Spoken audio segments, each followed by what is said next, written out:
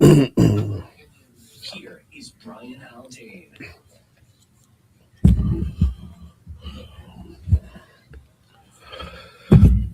604 Talk 107.3 FM WBRP. Mornings with Brian Haldane off and running. Brian here with you. Bree Lynn producing.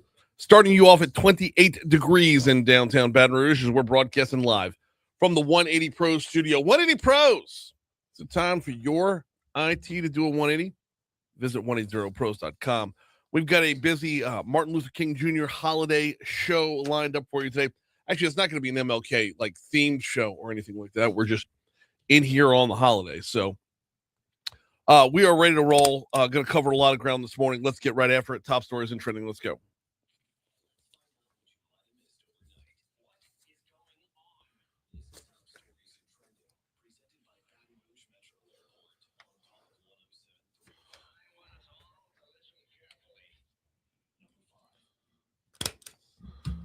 Two minutes after we went off the air on Friday, BREC announced that they announced a comprehensive initiative to take bold strategic steps towards becoming a leaner, more efficient organization.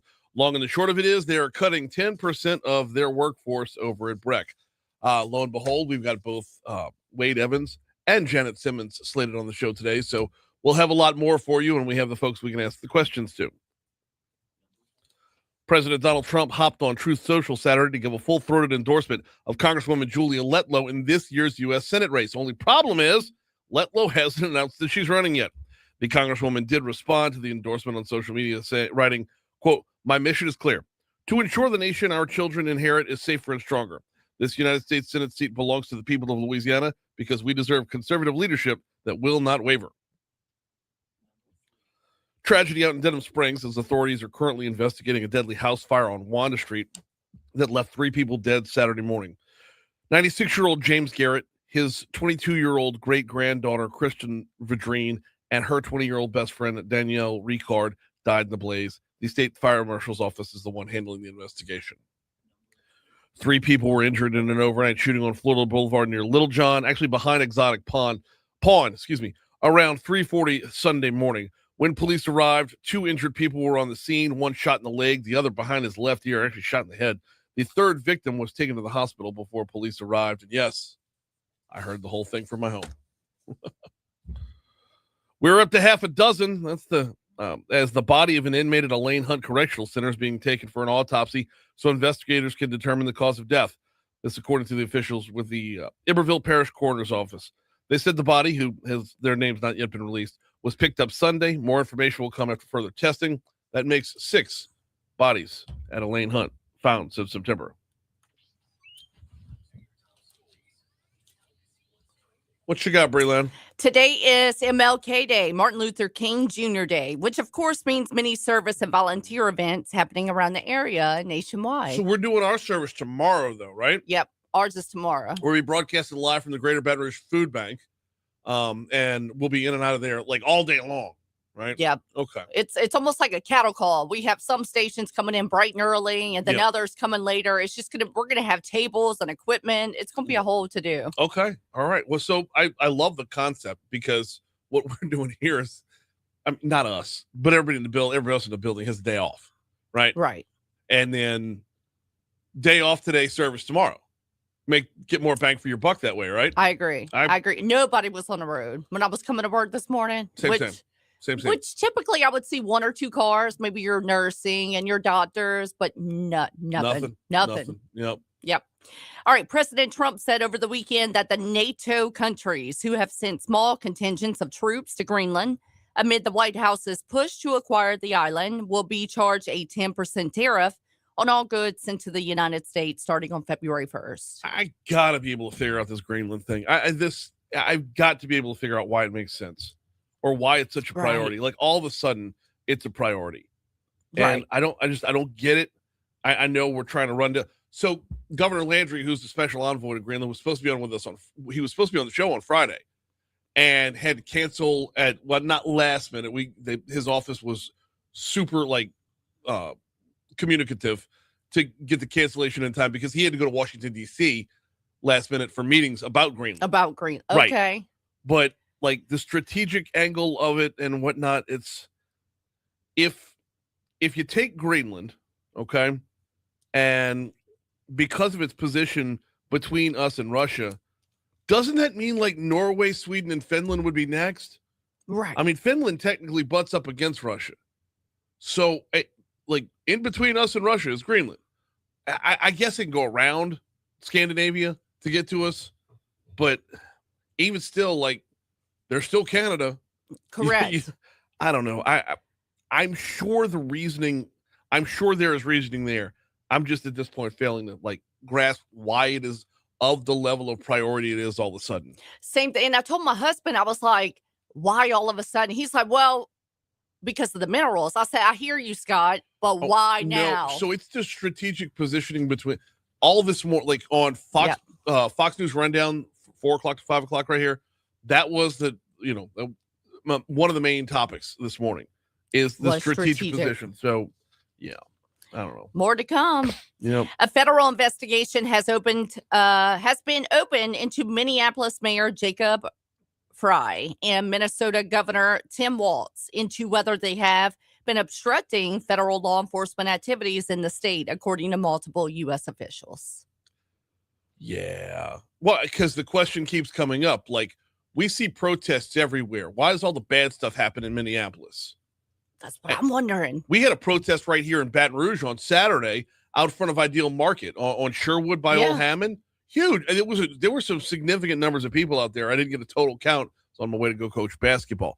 But like there was a significant number of people out there, and sounded like everything was the way it was supposed to be. Probably go peaceful. Outside, make your voice heard, shout to the rooftops, whatever, and then be on your way with life. Right.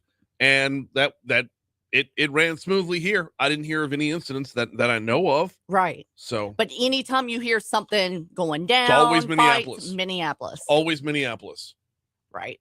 No clue. 611 Talk 107.3 FM WBRP. We're due up for our first break. Actually, before that first break, got to remind you about the folks over at Mathern's. King Cake headquarters for Mathern's is the Mathern's at Kenilworth, y'all. Yeah, you're going to find the King Cakes downtown. You're going to find the King Cakes in the Nicholson Drive, the LSU location. But if you want the Motherlode, y'all, if you want the Nona Randazzos, if you want the Haydels, if you want the Eubigs, if you want the Joes, if you want the Kalutas, the list goes on and on. They bring them in from everybody that knows how to make them the best. And that's where you're going to find all of them. Mathern's at Kenilworth, your King Cake headquarters, all carnival season long. As we get closer to parades, I'm going to tell you more about how that downtown location is a fantastic stop-off when you're on the route. Just like LSU is for tailgating, downtown for the parades. But for now, Mathern's King Cake headquarters is the one at Kenilworth. All right, you got all the LRN cuts. We're going to start with women and then go to men. So 16, 17, then 18, 19. And then we'll play that cut you said. The one that the Signetti and the Miami.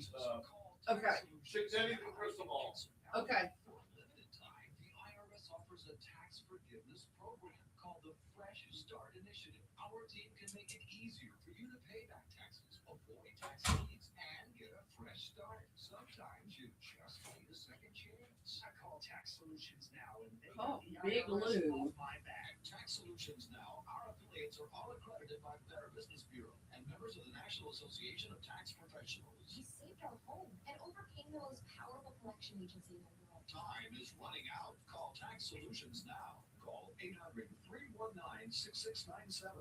800-319-6697. 800-319-6697. Moon Griffon. Folks, this is why I'm worried. Right? I'm worried because Republicans are involved.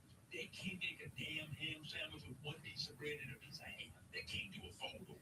I would put mustard and tomatoes on it. They'd lose their minds. I'm worried because Republicans are in charge. And all they had to do was listen to me. If they had listened to me, we wouldn't even have ever had a Cleofields district drawn. So my question is, what does Cleofields have on Republicans? Catch Moon Griffon weekdays from 9 to 11 a.m. on Talk 107.3 FM. Whether you're chasing fish or ducks, Found it. Where was it? Kitchen. Oh. So whoever borrowed it at least watched it, I hope. I don't know.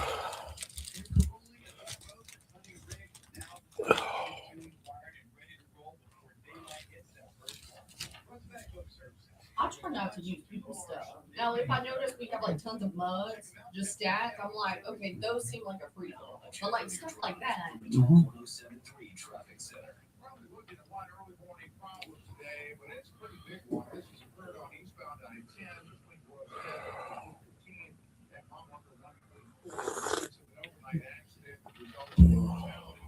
Left lane is still blocked. Right lane is all that's getting through. It's now a 23-minute drive. So we have backed up. Don't make the right 12 problem. We're doing out of that region. However, this report is sponsored by Blindster.com. I'm Kyle from Blindster. I started Blindster in my garage back in 2010. Since then, we've sold millions of custom blinds, shades, and shutters nationwide. Our blinds are DIY friendly, guaranteed to fit, and always cheaper than big box stores. Blindster.com. This report comes to you from the Talk 1073 Traffic Center. Buying or selling a home in Baton Rouge, Mid-City Title makes closing easy. Mobile closings, expert services, MidCityTitle.com. From Mid-City to Manchac, Baton Rouge talks here. Talk 1073.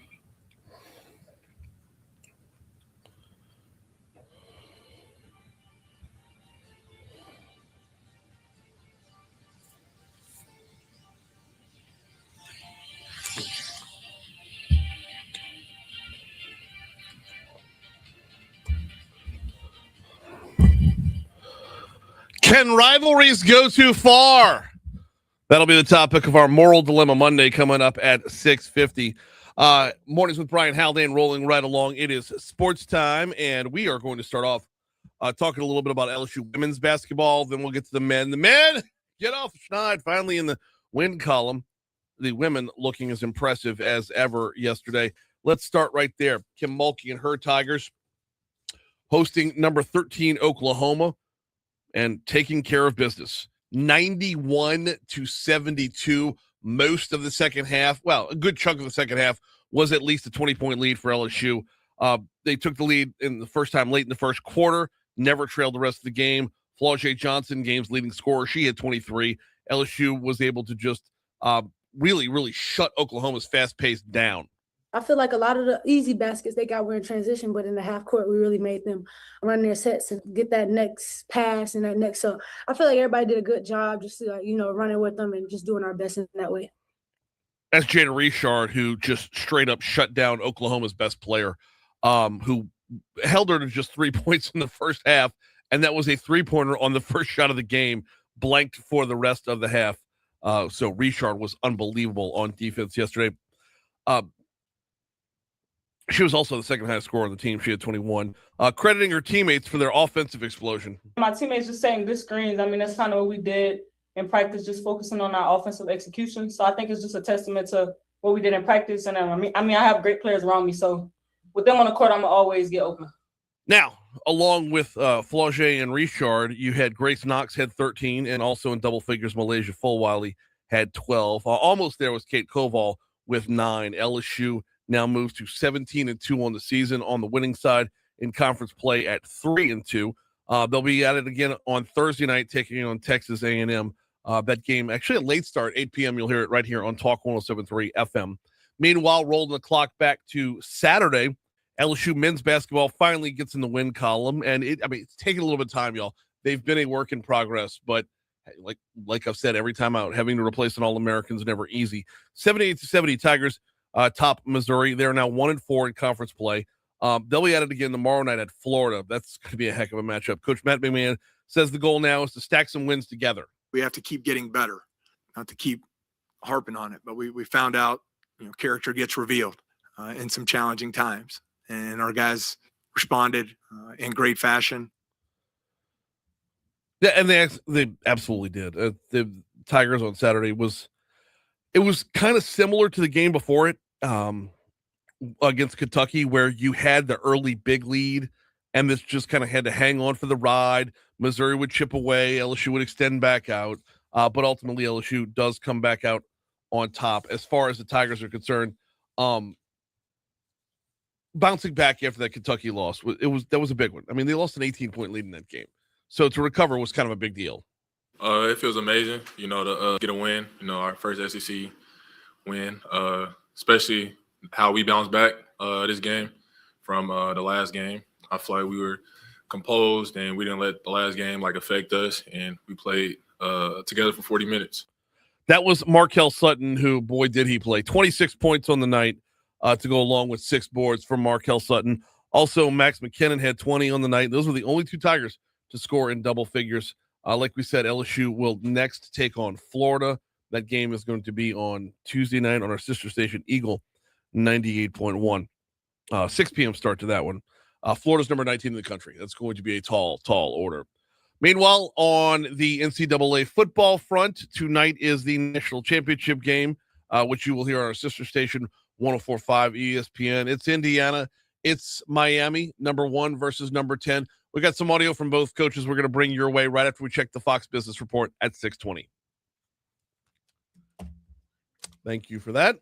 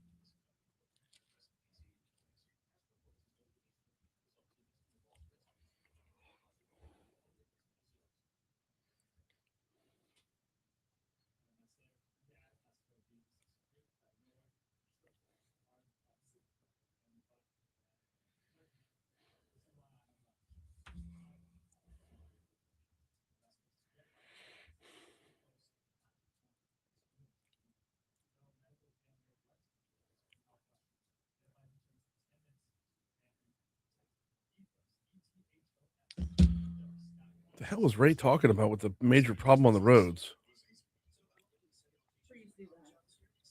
What? In our last traffic report, he said there's only one problem out there, and it's a pretty big one. I don't see it.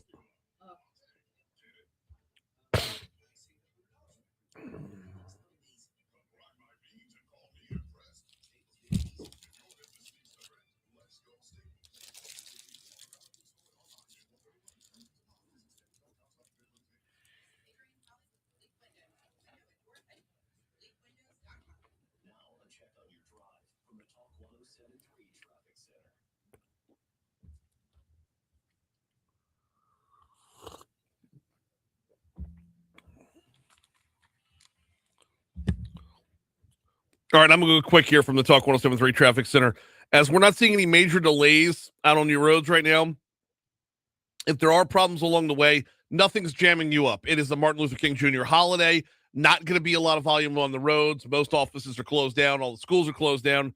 So if there are problems, it shouldn't stack you up too much. I-10 westbound coming in from Ascension Parish looks great. I-12 westbound coming in from Livingston Parish looks great, as does I-10 eastbound coming from back across the river west to east.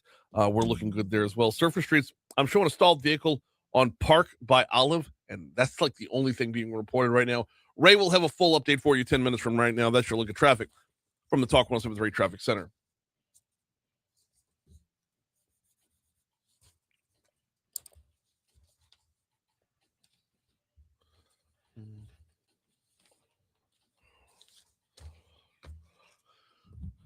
Every year, Louisiana's leaders, influencers, and decision makers head to Washington, D.C. for Washington Mardi Gras on Talk 107.3. We'll be right in the middle of it once again.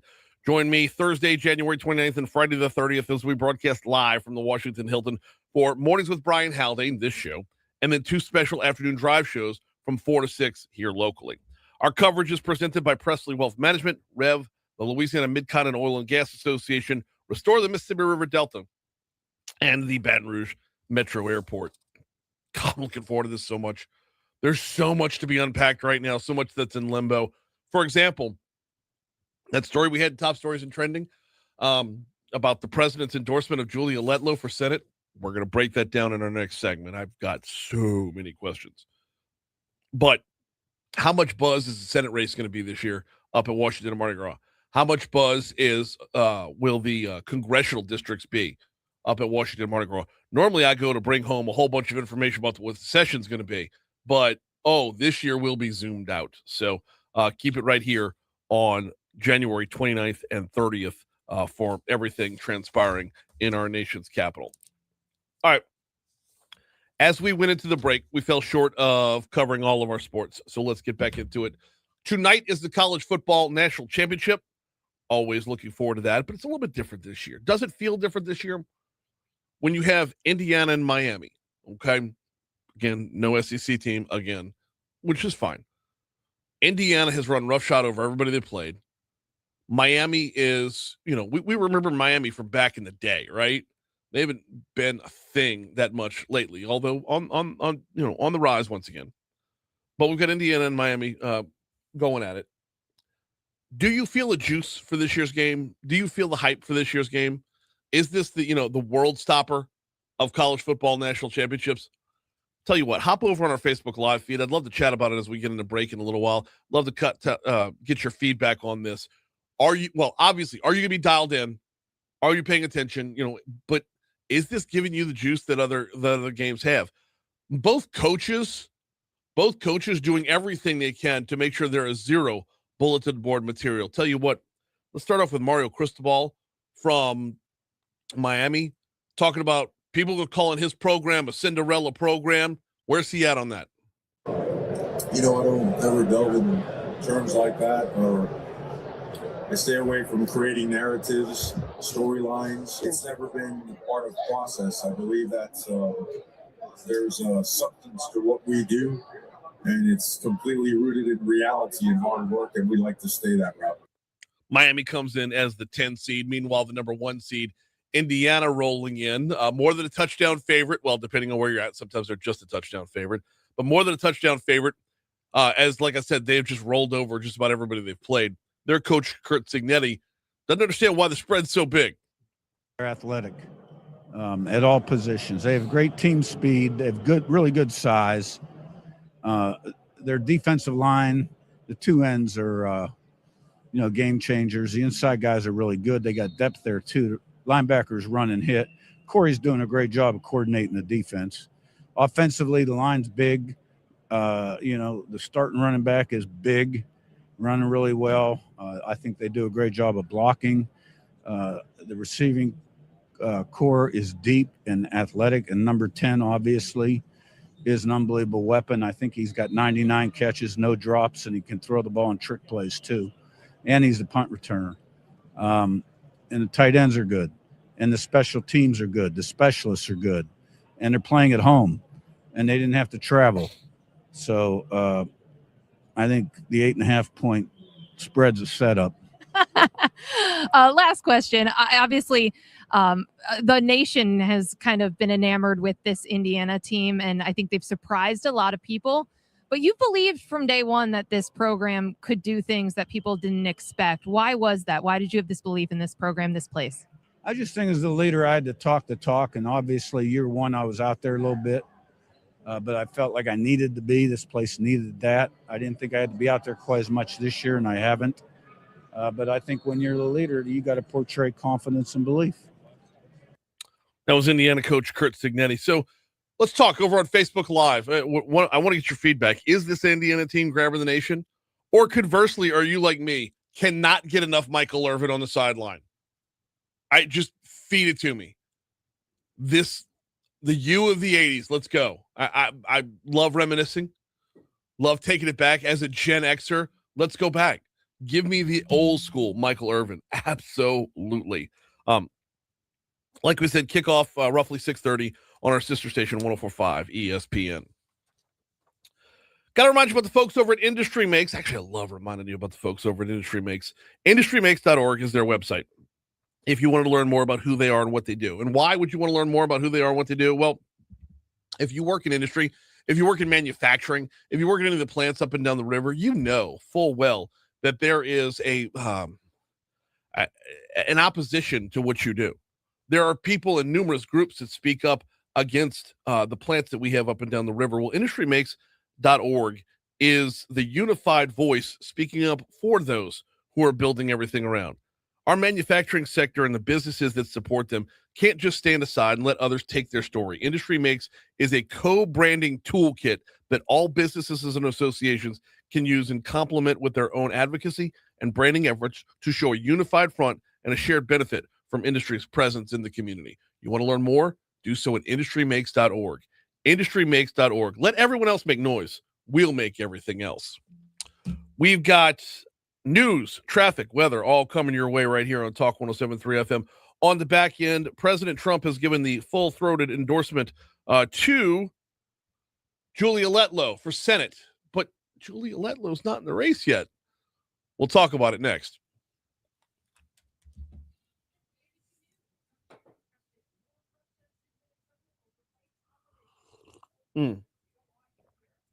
I need you to go back to last January and look around on Mondays for a Medical Monday we can replay today.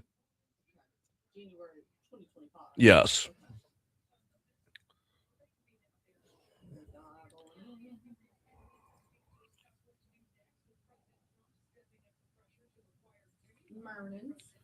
With it being a holiday, they thought we were off, so they didn't schedule somebody. So they just said play a rerun. Oh, well. I know. Okay. All right. Do you know the name, Dr. Maybe? They should all say, you should recognize the Mondays because there should be a 2-day gap before that date. Oh, yeah. But like everyone, they should say Medical Monday. Well, if That's what I'm asking. If you want me to pull a good one. does it mention doctors' names or?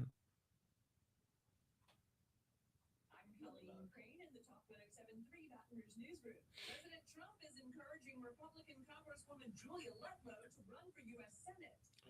Dr. Tiffany Ardwan. Yeah, she was good. Who else?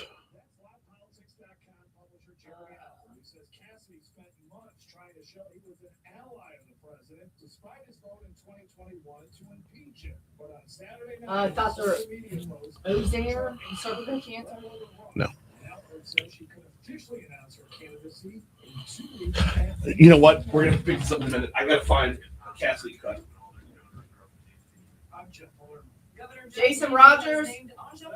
Former Commissioner of Administration, as the new Inspector Okay. General. Landry says the Office of Inspector General will be in charge of finding efficiencies in state government. We need a department and office that focuses on that takes the reports from the legislative auditor, and instead of letting them audit us, actually picks them up and says, how can we do better? Electric vehicles are increasing in popularity in Louisiana. According to Louisiana Clean Fuels, there are more than 21,000 electric vehicles and plug-in hybrids registered throughout the state.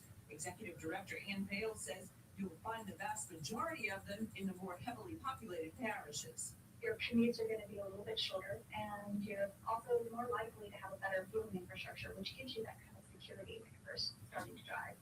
Walmart is planning to invest more than $330 million to modernize its regional distribution center in Opelousas. The state provided a competitive incentives package, including $10 million in a performance-based grant tied to equipment investments. St. Landry Economic Development CEO Bill Rodier says the project shows that Walmart is committed to the location long-term. It's a big win for the state of Louisiana as well. So, like I said, we're just grateful. A lot of people came together to get this done. Talk 107.3 Baton Rouge. Now a check on your drive from the Talk 107.3 Traffic Center.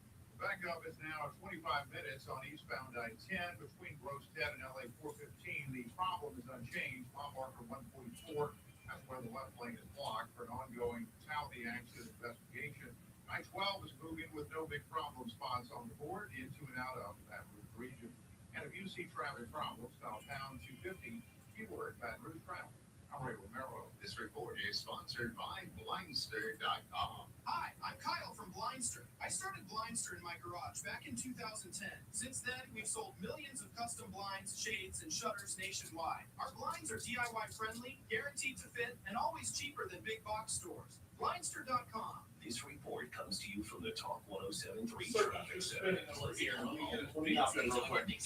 Okay. Sorry, this just occurred to me to look for it. I should have done this last night. The segment's gonna be fine without it. But T-dances and more opportunities. Stay active, stay social, and stay inspired. Learn more at BREC.org/adult leisure. Are you feeling hopeless, isolated, depressed? For years, I would live my life in fear. It's just why are you not searching? Fear, isolation. These are the battles that so many people face every day. But it doesn't have to be this way. Now, Gail doesn't suffer like she used to, thanks to TMS therapy at NeuroJust, the minimally invasive treatment proven to improve depression without the side effects of medication. Now I can go shopping, come back home, cook, put clothes in the laundry. I can do multiple things in one day. I have never did this in 22 years. Start your healing journey today with your free consultation at NeuroJust. Call 225-755-9733. 225-755-9733. That's 225-755-9733. Looking to get noticed? 5-Star Printing has got your sign. Literally.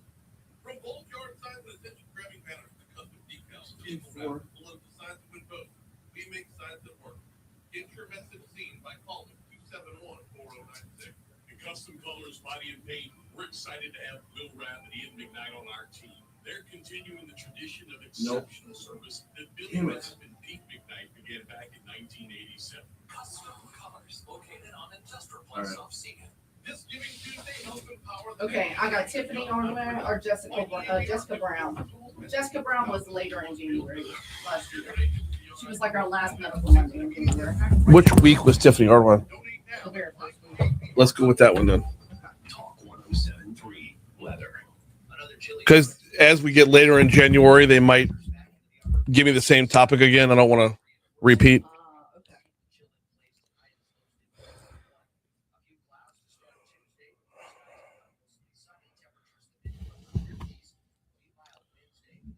What did the caller say? What did the caller say? You thought you had the wrong number. He's like, oh, I'm so sorry. This is 173. Yes, oh, I'm trying to call somebody else. I'm like, oh, okay. Can you explain me? I thought it was our crazy man calling. Yeah.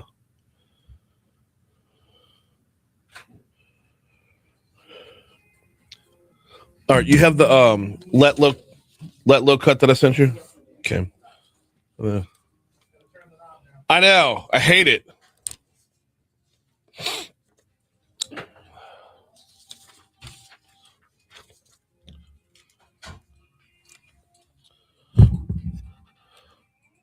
.635 Talk 107.3 FM.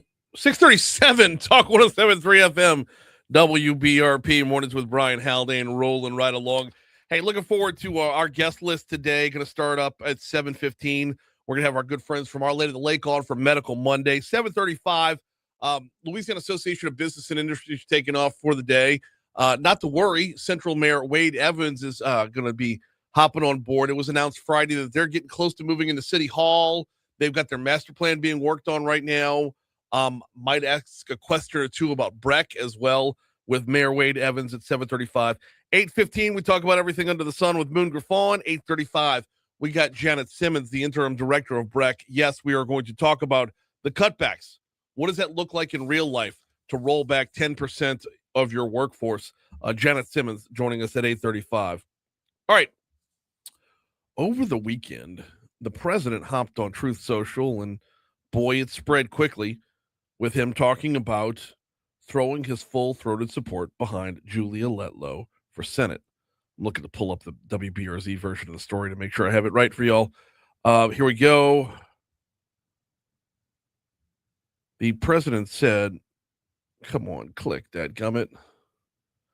Highly respected America First Congresswoman Julia Letlow of the wonderful state of Louisiana is a great star, has been from the very beginning, and only gets better. I'm hearing that Julia is considering launching her campaign for the United States Senate in Louisiana, a place I love and won big 6 times, including primaries in 2016, 2020, and 2024. He says, I know Julia well, have seen her tested at the highest and most difficult levels, and she is a total winner. A proud mother of 2 children, Julia is a wonderful person, has always delivered for Louisiana, and would continue doing so in the United States Senate. As your next senator, Julia will work tirelessly, scrolling down, to grow our economy, cut taxes and regulations, support our amazing farmers and fishermen, champion Louisiana oil and gas, unleash American energy dominance, promote Made in the USA, keep our border secure, stop migrant crime, ensure law and order, strengthen our military veterans, and protect our always under siege Second Amendment. Should she decide to enter this race, Julia has my complete and total endorsement. All caps, run, Julia, run. All caps, President Donald J. Trump. Okay, let's start right there. First question is why? Why would the president throw his full support by any one Republican when there's more than a handful of qualified Republicans in this race? I don't understand, especially throwing your support behind somebody who is not yet even in the race. In fact, if we rewind the clock back to September, remember all the kerfuffle back in September when Congresswoman Julia Letlow gave the non-denial denial for running for Senate right here on this show. In fact, I asked her straight up, and you're not going to hear my question, but you will hear my answer. I asked her straight up on September 17th of last year, Congresswoman Letlow, are you running for Senate? Oh, Brian, I had a feeling this question was coming, but it has been the honor of my lifetime. Truly. I mean that sincerely, to serve the people of the 5th. And that is exactly what I'm focused on, my job at hand. That was last September. Now, that would be, Moscona does a great bit on AFR about the denial, the non-denial, and the non-denial denial. That one right there was somewhere between a non-denial denial and just a non-denial. She did not close the book. She did, however, speak in the past tense. Has been the honor. But that was last September, y'all. We are midway through January in 2026. And when it comes to a Senate race, things take time, y'all. Things do take time. Is this too late for her to get in? Well, not to qualify. Technically, it's not too late for her to get in. But when it comes down to it, to run this short of a campaign when so many others have been running campaigns, when so many others have been building up war chests, this might feel like it's too late. My big thing here on the why question is, why would the president throw his support behind a candidate, any one candidate, when you can wait till after the primaries are over and have whoever the candidate is come out the other side be your candidate? You are a Republican president. You are going to endorse the Republican candidate. Why would you throw your support behind someone who is not the incumbent, who has voted to impeach you? Yes, but we've had Senator Cassidy on numerous times, and he talked at length in the past about, you know what? I probably should have gone back and pulled this cut too. There was, after the Senator Cassidy sat down with the president about NFIP and a couple of other things, and I asked him straight up, I was like, was it weird? Was it weird sitting in the same room, sitting in the Oval Office with a guy that you voted to impeach? And the senator could not have been more blunt in saying, no, we're grown-ups. We've moved on. We work very, very well together. And from that time until now, there's been nothing but great meetings and great collaboration together. So if you're the president, why would you throw out your endorsement for someone who's not currently holding the seat? There are 53 Republicans in the Senate. You need every vote you can get a hold of over the next couple of months, not to mention the year, or, moving beyond that. There's a guy sitting in a Senate chair who holds a Senate vote. That is 1 in 100. And when it comes to Republicans, that is 1 in just 53. You lose him, you lose a major chunk of anything that you're trying to get done over the next few months between now and Election Day. Or let's say he doesn't win the primary. We have our early primaries, right? Well, if he doesn't win the primary, then you're looking at, let's see, the 2026 schedule of elections. Party primary, May 16th. You're looking at from May to November. I mean, look, Senator Cassidy's a bigger man than I am. He's not going to have sour grapes about stuff, but you're looking at the potential of somebody saying, screw you, I'm just going to vote however I feel like it. I'm not going to stand in line or toe the party line for anything. You're looking at wasting an entire chunk of your agenda if you do this. Also, the other top Republican in this race, or biggest name Republican in this race, is our treasurer, John Fleming. Now, y'all know my take on John Fleming. I'm always going to be put off by someone who runs for a state office to launch himself into another office, and that's something that John Fleming actually said on the campaign trail when he was running for treasurer. I need to be treasurer so I can be U.S. Senate, paraphrase. So he stepped all over us, said our office doesn't matter, his bigger picture matters. Now, before John Fleming was treasurer, he was deputy chief of staff in the last term for Donald Trump.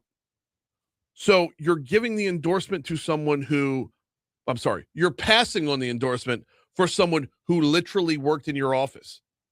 He was your Josh Lyman, if you're a West Wing fan.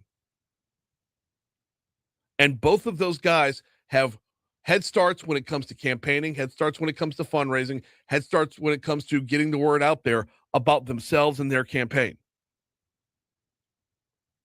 Now, that's not even to mention how qualified Blake Miguez is, Kathy Seiden is, Julie Emerson is, everybody else in this race. We have so many good Republicans running here. I don't know why the president would want to put a stamp on one over any of the others. Got enough time here. You heard the news from Louisiana Radio Network right there. They spoke with Jeremy Alford from LaPolitics.com, who does say, to Letlow's credit, and I agree with this, she will up the ante in this race to be sure. Cut 10. Certainly high political theater, but Bill Cassidy is in a position to fight. He has raised $15 million in this cycle alone. He has $10 million in the bank. Keeping it with Jeremy Alford, he says Letlow could announce her candidacy. Actually, if she does this up at Washington Mardi Gras, that would be a masterstroke. Donald Trump and Jeff Landry are some of the toughest campaigners out there. That they do not pull punches. They love to get scrappy. They are highly critical, and they would certainly be some very strong surrogates for Julia Letlow, who doesn't have that kind of reputation. Which is another unbelievably strong point. She's the mama bear of the Louisiana delegation. I don't think I've seen a mean bone in her body yet. So I don't know. We'll see. We will see. To be continued. Quick break. We got Moral Dilemma Monday next.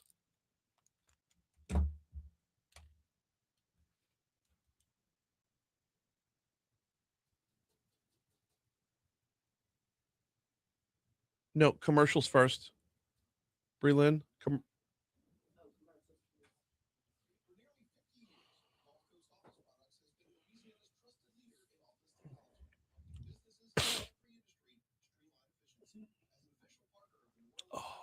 So do you get to scooch right after the show? Or scooch? You don't have to do 100.7 today? Well, yeah, no, that's what I meant, of course. But okay. Because Michelle's like, "Are you working Monday?" And I said, "I am." And she's like, "She put a question mark." I said, "Brian has a show." She goes, "Oh, okay." And she's like, "I was going to get you to send some emails, like to some of the listeners for Eagle, like kind of like a newsletter." She goes, "Don't worry about it," because she knew I wasn't feeling well. Yeah. I tested negative for strep. My throat was like raging. Yeah. And, sorry. So I'm a Lysol this term and Tyler. But anyway, she's like, "No." She's like, "You Brian show, boys try to go home." Yeah. So we have a long day tomorrow. Janet Simmons is the featured, obviously. Okay. Is she coming in? I think so. Okay. Because they're all today. That's why I was like, okay. Yeah. Well, but she's always, when you're the super, you're always working. Yeah. Wade Evans is going to be on the phone. Okay. My day tomorrow, I do your show, rush out it, so I have to get your post show up fast tomorrow because I have to go to Day of Giving to do Tiger from 10 to 2. Get done, but still have to come back and voice track my night show. I know. I'm like, tomorrow's going to be a beast. Whereas, could you, if you were feeling better, could you voice it today and cut tomorrow short? I might try to do that. I might just go ahead and lock myself up there for Yeah. an hour and just knock out both days. To where when I'm done with food bank, just go home, you know? Yeah, the doctor, he's like, what's your symptoms? I said, well, I'm not really congested, but my throat hurts so bad. And he looked at there and he's like, yeah, you're inflamed to my lymph node. He goes, I'm going to treat it like tonsillitis and put you on antibiotics and let's just go from there. And so far, it didn't hurt near as bad. Yeah. They're saying that they have this like sore throat virus called like Indian known virus or whatever, and everybody has the symptoms where you feel like razor throat, but everything else is fine. I'm just hoping I don't get used to it.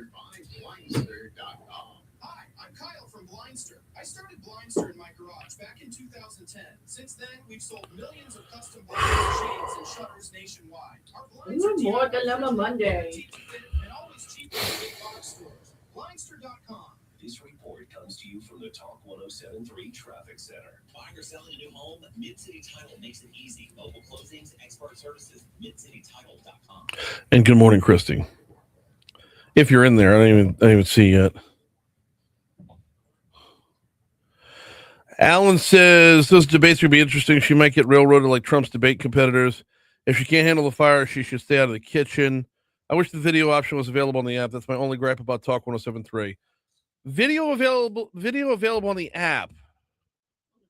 You know what? I don't hate the idea, man. Let me see if I can get to work on that. I no promises. No promises. It might be a link back to Facebook instead, but yeah. Alan also says it's 10 degrees where he is right now. It sucks to be you. Sorry, Alan. We're at 28 right now. Yeah. But nothing like, what is a -1? I'm joking.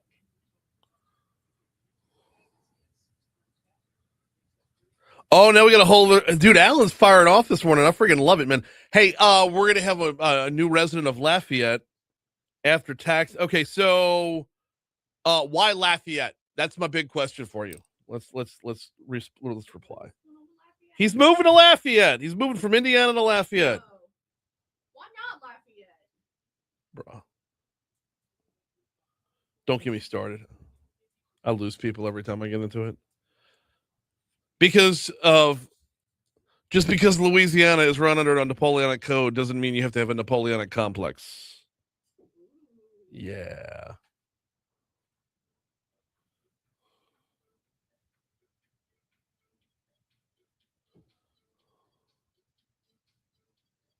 Good answer. Do we have the open for it? Do we have the open for Moral Dilemma Monday? Okay, I'll toss. 652 Talk 1073 FM WBRP Mornings with Brian Haldane rolling right along. Before we move on to Moral Dilemma Monday, I want to put a button on the last topic. I got caught by the clock right there, and wanted to make sure that I was 100% clear. Is nothing against Julia Letlow. Not talking about her specifically. Okay, my question is solely why endorse anybody. She is as qualified, if not more so. She's as qualified as every candidate in that race and would serve Louisiana well. My question is just about the strategery. All right. Moral Dilemma Monday. Let's roll. Answer. Other times, not so much. That's why every week, Brian and Bree Lynn bring the conversation to you. No right answers, no wrong answers, just your answers. It's Moral Dilemma Monday on Talk 1073.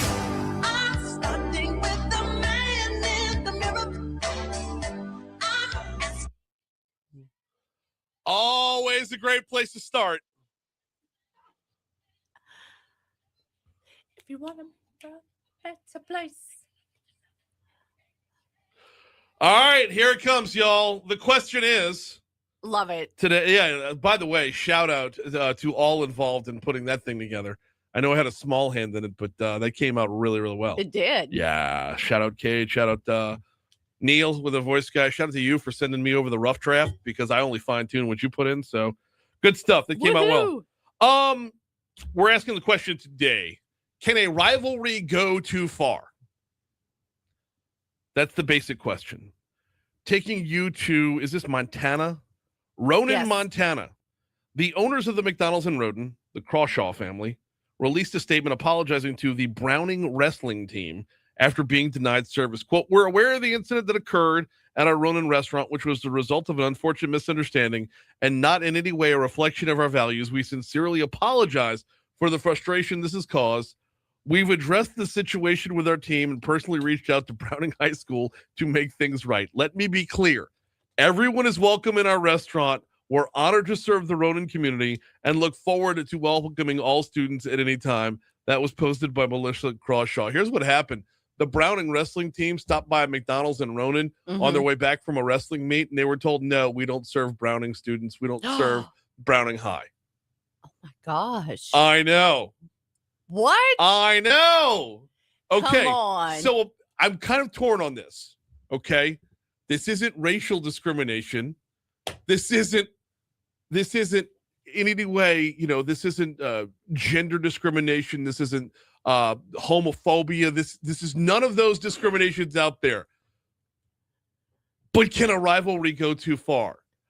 I'm torn on this one. On the surface, on the absolute surface, yes, you do not refuse service to anyone based off of where they go to school. But I grew up in Covington, and so I went to a Catholic school in Covington where we had rivals both at Covington and Mandeville. Ooh. And the number of fights in the Taco Bell parking lot in the early 90s. Mm-hmm.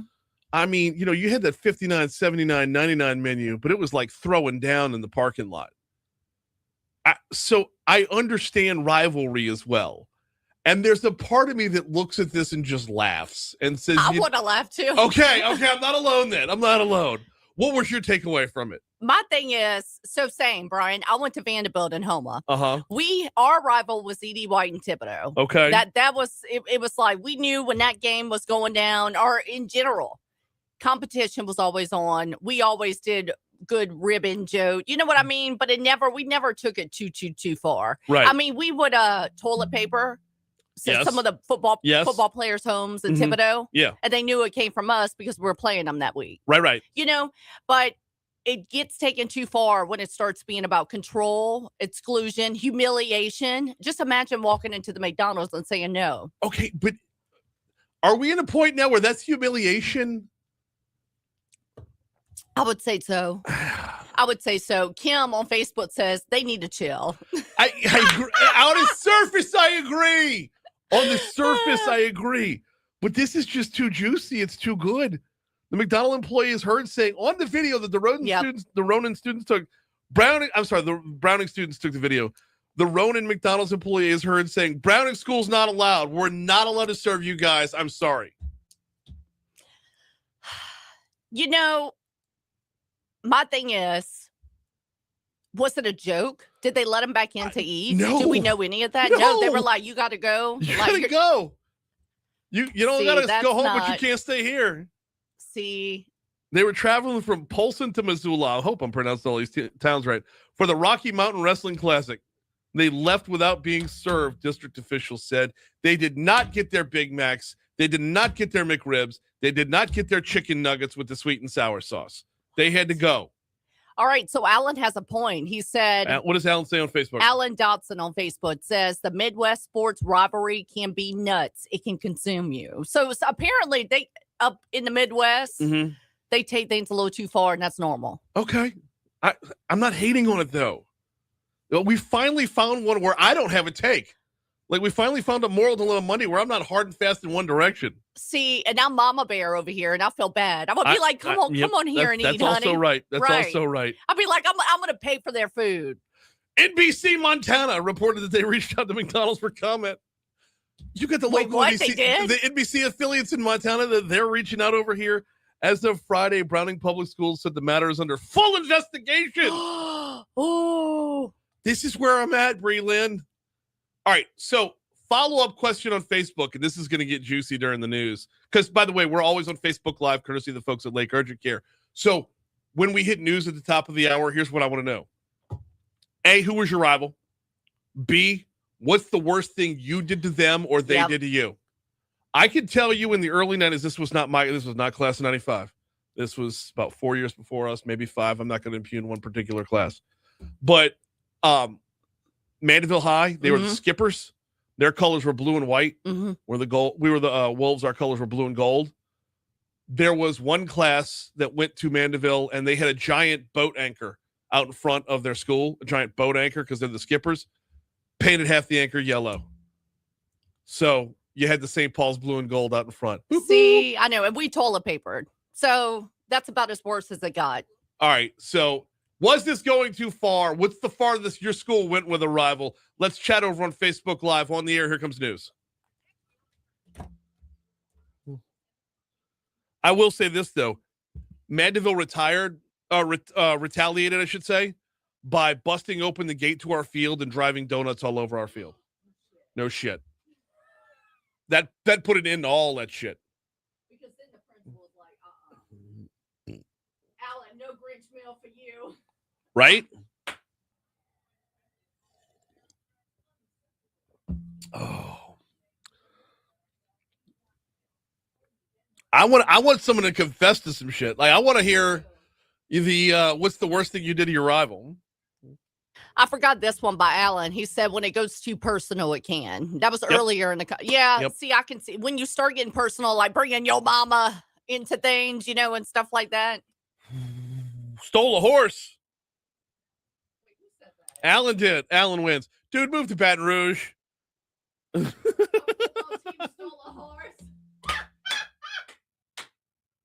Boy, you better be glad you got that in once the news was on and we're moved on air. Because that was totally making it on air. So good.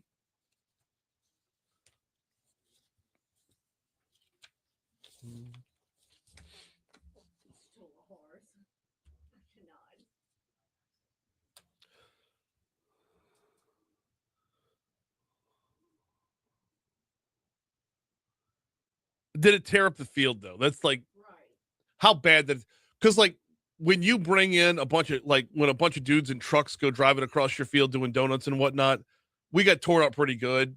Like to the point where when we played our next home game, nobody got hurt, but a couple kids got tripped up by hitting a rut in the field when they were trying to cut. Yeah, that's when it got real bad. Never caught us with a horse. Effective. All the other rivals in town, they never did anything. They did like toilet papering or like. Yeah. Right, we would do that during homecoming week and whatnot. Yeah. But also during homecoming week, like we seniors with toilet paper juniors and juniors with toilet paper seniors, even within our own school.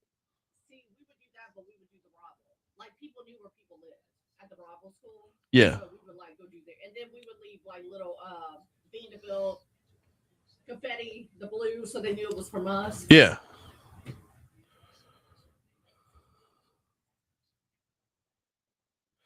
Renee says, my dad graduated from Tulane. Most of his friends were LSU grads. He wrote Tulane and ryegrass across one of his friends' front yard. See, I like that too. I like that a lot because number one, it's going to stay for a little while, but eventually it'll grow back. You want to go full demonic? You want to go full evil? Don't stain the grass. Don't pour gasoline on it or whatever. Just plant new grass. Plant like a new different color grass. So it's always going to be there.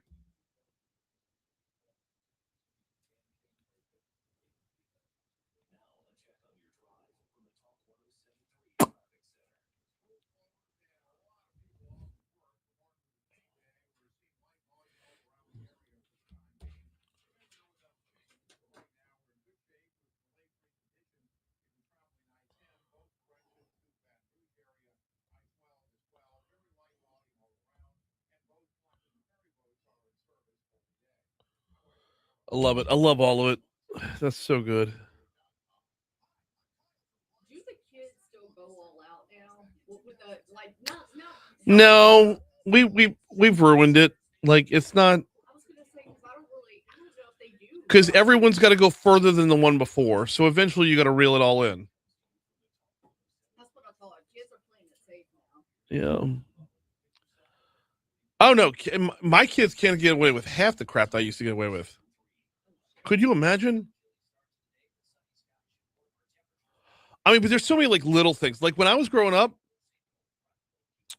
think about the difference in this. When I was growing up, the number of kids in my class who would go hunting before school and then come to school after a couple hours in the woods and just have their guns in a gun rack in the back of their truck. Like, could you imagine bringing multiple guns onto campus? They stayed in the car. The rule was as long as your gun's in your car, you're fine. But yeah, but you want to go deer hunting at dawn and then get to school for 7:40, whatever, you know?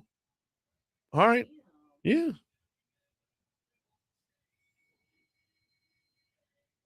The better prank on a rival was to ask one of their cheerleaders to your homecoming.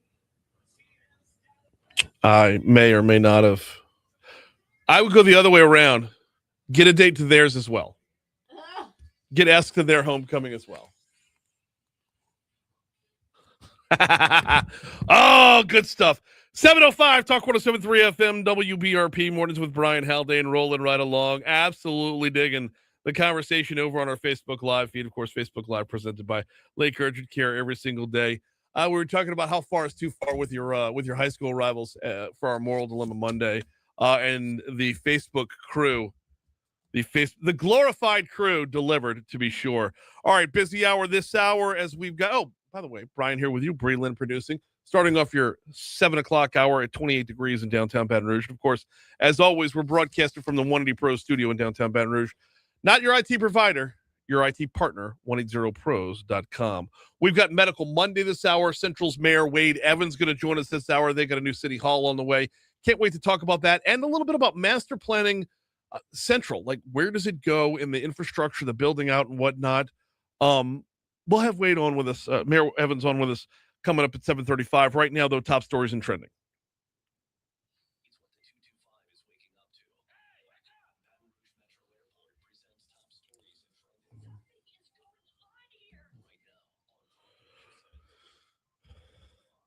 $9:02 Friday morning. I mean, the moment we got off the air before ABC News was done and Moon had started, 9:02 Friday morning, BREC announced that 10% of its workforce would be losing their jobs as they work towards becoming a more efficient organization. According to BREC, the initiative is designed to ensure taxpayer dollars are utilized in the most effective way possible. Janet Simmons, interim director of BREC, is going to join us at 8:35 to fully break this down, talk about what it looks like in real life. President Donald Trump hopped on Truth Social Saturday to give a full-throated endorsement of Congresswoman Julia Letlow in this year's U.S. Senate race. Only problem is she's not in the race yet. The endorsement was saying, run, Julia, run. It was encouraging her to run. The Congresswoman responded to it by saying, my mission is clear: to ensure the nation, our children inherit a safer and stronger, to ensure our children that the nation they inherit will be safer and stronger. This United States Senate belongs. Did my mouth go on holiday? This United States Senate seat belongs to the people of Louisiana because we deserve conservative leadership that will not waver. Thank you. Tragedy out in Denham Springs as authorities are currently investigating a deadly house fire on Wanda Street that left 3 people dead on Saturday morning. 96-year-old James Garrett, his 22-year-old great-granddaughter, Kristen Vadrine, and her 20-year-old best friend, Danielle Ricard, all died in the blaze. It's the state's fire marshal's office that's investigating the fire. 3 people were injured in an overnight shooting on Florida Boulevard near Little John. This was 3:40 Sunday morning behind Exotic Pawn, if you're looking for the exact address. When police arrived, 2 injured people were on the scene, one shot in the leg, the other behind his left ear. The 3rd victim had already been taken to the hospital before police even arrived. We're up to half a dozen. The body of an inmate at Elaine Hunt Correctional Center has been taken for an autopsy so investigators can determine the cause of death. Officials with the Iberville Parish Coroner's Office said the body, name not yet released, was picked up Sunday. More information will come after further testing. This makes 6 people who have died at Elaine Hunt since September.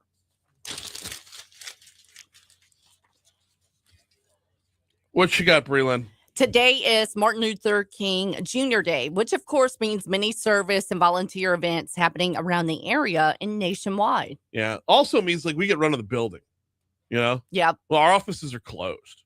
So, by the way, I like what we're doing here. Make today of the holiday with this. Not saying this is the blueprint for everybody. Today's the holiday. Tomorrow's the day of service.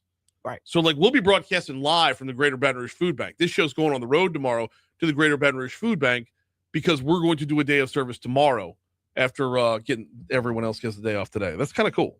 I think so too. And we're going to have all of our stations there. We're going to have tables set up. Everybody's going to be, our engineer is going to be there. It's going to be a whole to do. Yeah. Yeah. I love it. Make It'll it be a big. fun day. Make it big. Yeah. Hey, it's our 100th anniversary. I mean, we got a birthday party coming up Saturday. Yeah. This is going to be awesome. I love it. It will be. President Trump said over the weekend that the NATO countries who have sent small contingents of troops to Greenland amid the White House's push to acquire the island will be charged a 10% tariff on all goods sent to the United States starting on February 1st. I'll eventually wrap my brain around why this is so important so suddenly. Like Greenland is not new. Russia's not new. We're not new. Everybody has been where they've been for quite some time now. I don't understand why this all of a sudden is this like level that like the sense of urgency is the part that I'm not understanding. I get geographically, like if you're in Russia and you make a little quick end around over the top of Scandinavia, it's just Greenland and then Canada, then us. Mm-hmm. And well, and barely Canada. What are they going to do? Right. But like, I don't know. I know. And I keep asking, I'm like, I know the minerals. I know where the location is, but why now? And my husband's like, I don't know. Yeah. That's the part. Why now is the part that I'm not understanding. All of a sudden, too. Show and look, there might be classified stuff that we don't know. I don't know. Right. But like, I would like to be shown why the level of import here. And our own governor's been labeled as a special envoy. And we know that our governor has a tight relationship with the president. So the president wouldn't hand this off to somebody. Like, this isn't just like a one-off. Like, the president has a serious, like, there is a level of import on his end because he's given it to Governor Landry. This isn't like, oh, you go do this to keep yourself busy. Like, this is, I don't know. Interesting. Yeah. Alan on Facebook says that Trump knows his time is running out. That's why. And he is worried that the next Republican won't do anything. I mean, but so what? Yeah. So what if the next Republican doesn't do anything? And oh, by the way, aren't we backing Ukraine in a war against Russia to prevent their expansionism? So why is our expansionism okay while theirs is not? I'm sure all the answers are out there. But a federal investigation has been opened into Minneapolis Mayor Jacob Fry and Minnesota Governor Tim Walz into whether they have been obstructing federal law enforcement activities in the state, according to multiple U.S. officials. So I love this because why is it always Minneapolis? Right. Everything's going sideways in Minneapolis. Not a lot of people. We had a protest right here in Baton Rouge on Saturday, right in front of the Ideal Market on Sherwood by Old Hammond, and there were a ton of people out there. I'm gonna tell you this too. Shout out to whoever was in the BRPD unit. You know where Ideal Market's at? Uh-huh. Okay. Now, you go up Sherwood a little bit towards the interstate, like half a block up. Mm-hmm. There's that furniture store off to the, if you're heading towards the interstate, off to the right. Yep. Furniture Store and what used to be a Walgreens, now it's like a hair and beauty supply product store. BRPD unit sitting right there. Shout out to that BRPD unit for saying, I'm going to be close, but not too close. To say, giving them their space. Giving them their space to protest, exercise their First Amendment rights, but no, you're not too far away if something goes sideways. Right. So and nothing went sideways. Exactly. So why is it things can be run so well here, but it goes sideways in Minneapolis? That's what I'm wondering. It's getting ugly. I know. In Minneapolis. I know. So that's the follow-up question is why. Oh. Before we take our break, we're going to have Medical Monday coming up in next. Before we take our break, though, I want to remind you about the folks over at the Baton Rouge Metro Airport. FlyBTR.com is their website, FlyBTR.com. Love hopping on the airport's website just to check in on flights, see where everything's at right now, make sure everybody's running on time and whatnot because, well, most of the time, almost all the time, It darn sure is. Get your arrivals, get your departures, learn more about flight information.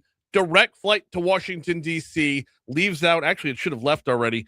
The direct flight to Washington, D.C. Fly from BTR to Reagan National.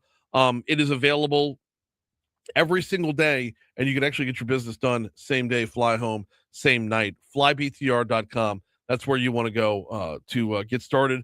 And DC isn't the only locale. There's plenty of them. Learn more at flybtr.com.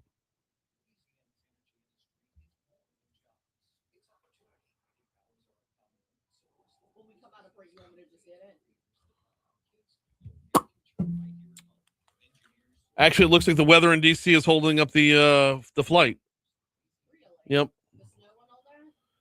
Yeah. Beautiful. Just hit it. If I have to fill in the back end, I will. All right. Byron says, speaking of rivalries, I like to think the Guarantee staff meet up to brawl with competing radio stations like an Anchorman. Man, I would absolutely love to, but they got empty buildings. What? The only people at iHeart is sales. I'm sorry. Sales. And Murphy, Sam, and Jody. Murphy, and Sam, we don't Jody. fight with them because we love them. I know. I love MSJ. Yeah. I love them. Yeah. And so I wouldn't want to brawl with them. By the way, I need them to go ahead and retire from morning shows because, like, every time I go for an LAB award for best morning show, it's them every year. And it will be. And I'm glad. I'm happy for them. Same. But enough's enough. Right. And eventually just retire and let somebody else compete. You got more than a shelf full of the damn trophies. Like, and I mess with Murphy about it bad too. It's like, how many more you need? I mean, I would say Cumulus has a handful of people, but they're bare bones too. Yeah, they do. They have a handful. Not nearly as many as they used to.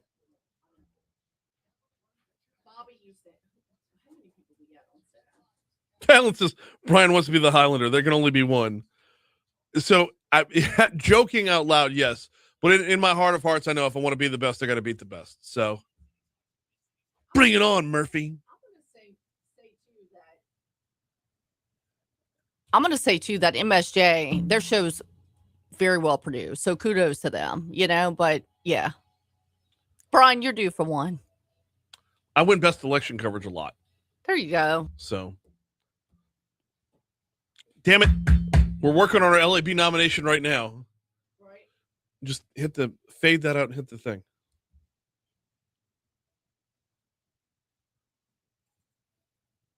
It's time for your weekly checkup. This is Medical Monday, presented by Our Lady of the Lake Health. And with Medical Monday, we welcome in Dr. Tiffany Ardwan from Our Lady of the Lake. We're talking weight and wellness this morning. Dr. Ardwan, welcome aboard. How are you?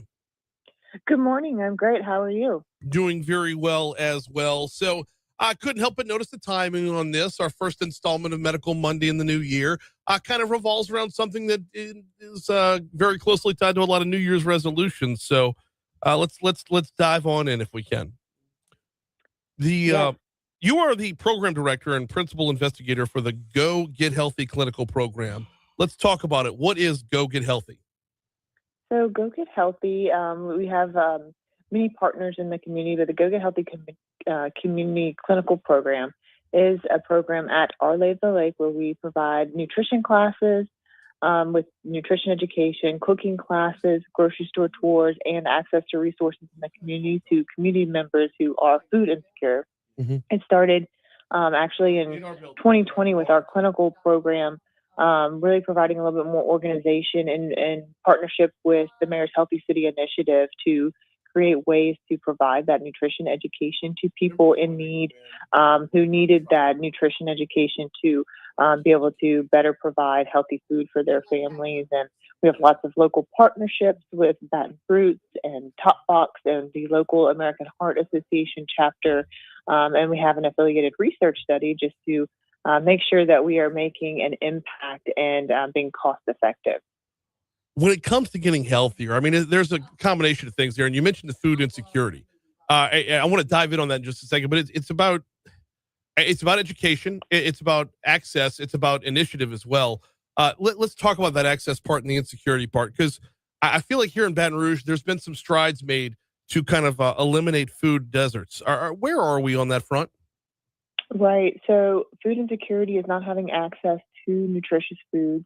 The prevalence is about 10% 10% nationally, but it's 14% in Louisiana. We definitely have higher rates of that, and a big portion of that problem is food deserts and what's now called food swamps, where people don't have nutritious food in the immediate area to where they can access it through usually walking or public transportation. And in Louisiana, that's even more of a challenge. And so what happens is people end up eating foods that are more available to them, whether that be fast food restaurants that they can walk to or convenience stores that have ultra processed foods. And with that leads to an increase in chronic diseases, things like diabetes, high blood pressure, even COPD, depression, anxiety. The list goes on. And not all of those are directly related to BMI or obesity, even though, that often comes along with food insecurity. It's irrespective of that as well. We're talking with Dr. Tiffany Ardwan from Our Lady of the Lake about the Go Get Healthy initiative, GEAUX, of course, as we spell things down here. So to go along with that food insecurity, to go along with that access, are you talking about Baton Rouge specifically? Because we do have public transportation in Baton Rouge. I can't imagine a bus route that would include a fast food joint that doesn't include a grocery store. Are we broadening out here to cover a little bit more of the surrounding area? I'm glad you asked that. Yes, that those numbers do include some of the more rural areas of Louisiana, and we have parts in Baton Rouge. If you look at a map and look at the census tracts and zip codes, you'll see pockets of increased food insecurity, up to like 16%. But a lot of those higher percentages do involve the rural areas that have less transportation. But there are pockets in Baton Rouge. Yes, we have public transportation with the bus system.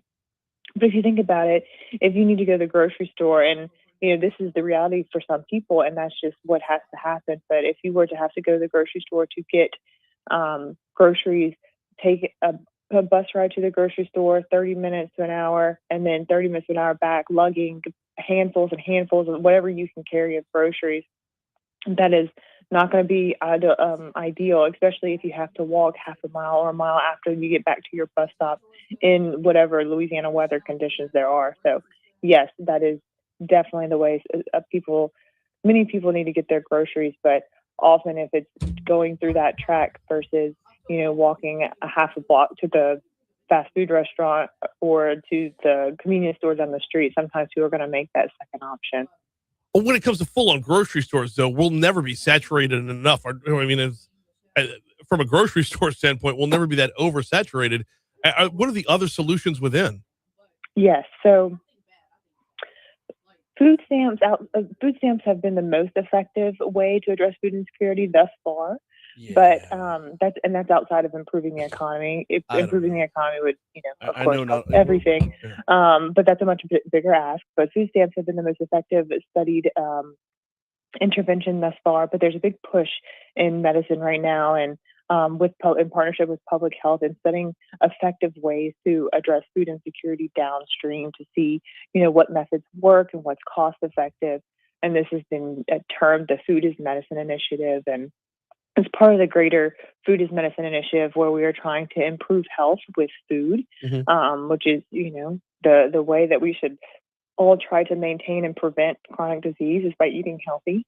But these different interventions include things like delivering groceries to people's homes, delivering meal kits to people's homes, including ways to teach people how to utilize these foods. So a combination of education and then limiting that barrier of transportation by delivering foods and goods to people's homes through Instacart and other businesses like our local Top Box that provides fresh fruits, vegetables, frozen meats to people's homes. So there's options. We just have to figure out what's most cost effective and what's actually going to help improve health. All right, now let's bring this back in directly to the Go Get Healthy program and how the program itself is morphing in this year or making some changes in this year to help stay ahead of the curve? Yeah, so this year we are very excited through a new partnership with Sprouts. We are expanding our classes to not only include adult participants, but we are including children now and having family-oriented classes where we are flipping the script a little bit and making it more interactive, although the cooking classes are very interactive. Hands-on cooking classes is what we provide, not just observation, but now we are incorporating some little games and educational activities for children to include the whole family, get the whole family involved. And I think that's going to be very effective and fun for families to get together, because we know that most of our nutrition education occurs in childhood through schools. And then after that, there's not really a formal way to continue your education in nutrition. And a lot of children teach their parents and their families about what they learn in school regarding nutrition. And so hopefully this can just really solidify those behaviors and that knowledge of nutrition in the home. Okay, so you talk about basically a trickle up effect, if you will, to go from the kid back up to the parents. You mentioned a little while ago about the time it takes to get to and from the grocery store. But Dr. Ardwan, the time it takes to meal prep, to plan out, to cook out, to go healthy, that's another battle that has to be fought, doesn't it? It is a battle. I think that eating nutritiously is not easy. It's a challenge whether it comes to cost or putting in the time to prepare the meals. The less processed the foods you buy and the more natural you want to eat, the more time it's going to take to prepare those meals and meal prep for the week, especially with all of our busy schedules and the way that life works nowadays. You have to put in the time, and it's important to prioritize that if your health is important to you, and that just takes in a lot of planning and work on the front end. And you are absolutely right that it does take that time. What about overcoming? So the time is one battle, the cost is one battle, the availability is a battle. Retraining your taste buds is an under talked about part of this. It's something as simple as I don't like broccoli. How does the program work on that front too? To talk about there's flavors out there other than salt. Absolutely. So we work a lot on using different spices to season dishes to hopefully avoid the added sugars and the salt, and create healthier recipes. We also will incorporate different things for participants to try. We have a chili recipe, and we'll incorporate some ground turkey for people to try. And most people don't even know that it's ground turkey instead of ground meat. We have a parfait recipe where we put different fruits in it. And you would not believe that some of our participants have never tried blueberries before. Some of our participants have never tried avocados before. And just, allowing people to try different things that they haven't tried before and really expand that palate. And there's so many options when it comes to food that if you don't like something, that's fine. You don't force yourself to eat it. There's another option out there. You just have to try it out and hopefully have access to somebody that can help you work through that and find some healthy, delicious alternatives, because there really are, with all the seasonings we have and all the options we have today, there are plenty of healthier options that are actually tasty. We got Dr. Tiffany Ardwan with us. This is Medical Monday, presented by the folks over at Our Lady of the Lake. We're talking about the Go Get Healthy program. I want to pivot back to the classes that are for both the kids and the parents, getting together to work as a family unit. Tell me a little bit more about those particular classes and more specifically how folks can sign up. Yeah, so those classes will be on Tuesdays and Thursdays, and we have two locations. One's at Our Lady of the Lake North off of Airline Highway, and one's at Our Lady of the Lake Picardy off of Picardy Avenue. And so on the north and south sides of town. And those classes, again, will be geared towards both parents and their children. But if you don't have, children with you, you are definitely welcome to come as well. We have classes for everybody, but they're a combination of nutrition classes, cooking classes, hands-on cooking classes, and grocery store tours to really get that well-rounded nutrition education. And we utilize the American Heart Association Healthy for Life curriculum.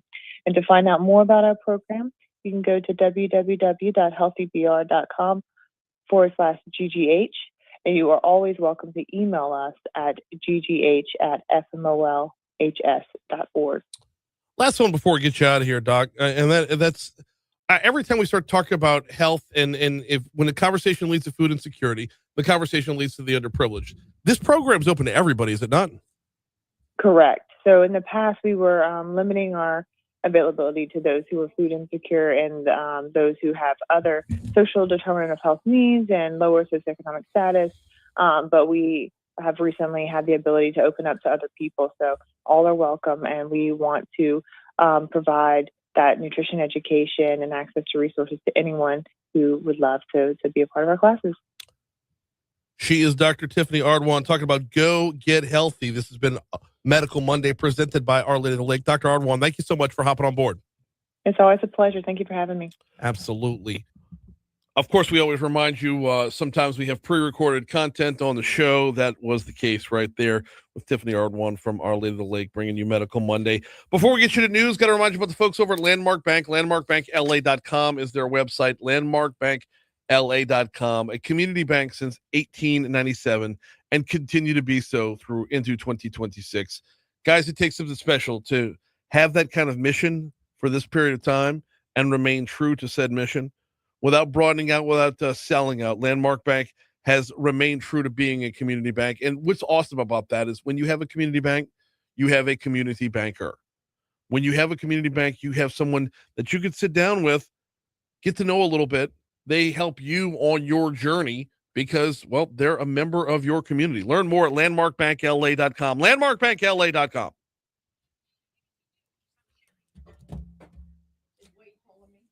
Yes.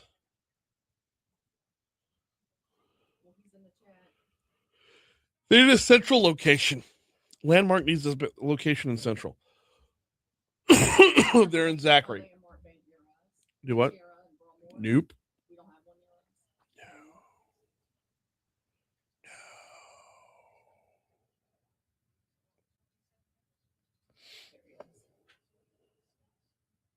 Talk 107.3, good morning.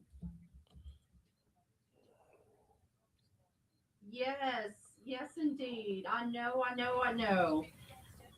We'll be coming to you in about 2 minutes, okay? Okay. Oh, man.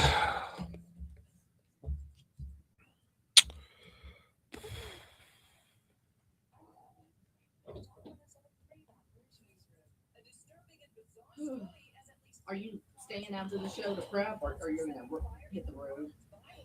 I got a full work day today. Yeah, because you got to get ready for tomorrow. Yeah, I'm not, it's tough. Tomorrow's tough because I've got guests, but like. I'm still working on food bank, by the way, because I texted when Kay texted me Friday, and I said, let me work on that. Nothing.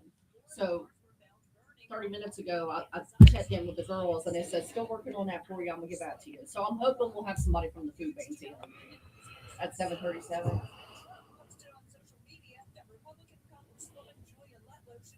If I had a guess, it'll be Liz. But I think they're trying to see if they can get Liz there early.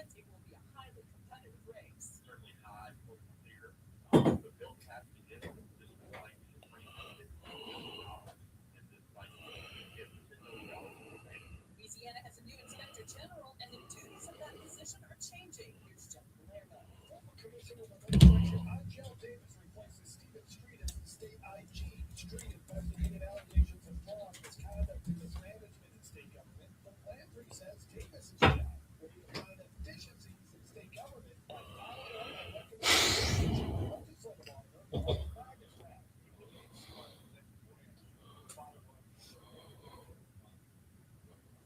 Who's Liz?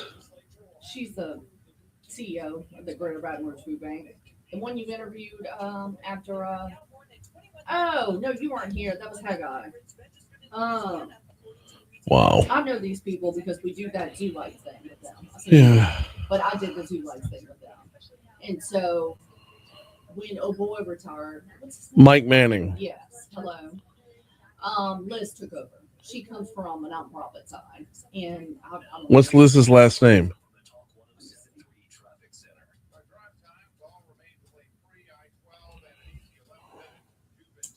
Piper. Elizabeth Liz Piper. Okay. Spelled like Michelle Pfeiffer? Yeah. Silent P? Yeah. Pfeifer. Okay. And so I think that's what the girls are trying to work on, trying to see if they can get Liz there early. Because I told them, I was like, look, Tough will probably want an interview. I'm assuming, I said, I can almost bet that Michelle with Eagle, Yeah. Jimmy and I will want an interview. So I think what they're going to try to do is station Liz earlier in the day. Yeah, everybody but ESPN's going to want an interview. Right. And that's what I told them. So.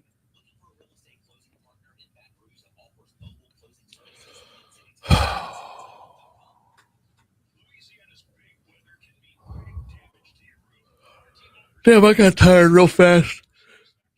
You ever have something like slightly off with your morning? It throws the whole morning off. Like it's the smallest damn thing. For some reason, my alarm was set 10 minutes later than it should be. My alarm goes off at 3:45. If I don't get up there, I have a backup alarm for half an hour later at 4:15. Well, my backup alarm went off at 4:25. And by that time, I'm so late getting here. There's no, I know. I got here at 5:06, which is unbelievably late for me. Oh. So my alarm normally goes off at 4:15. So I can get up, do my makeup, have my cup of coffee, meditate, all that.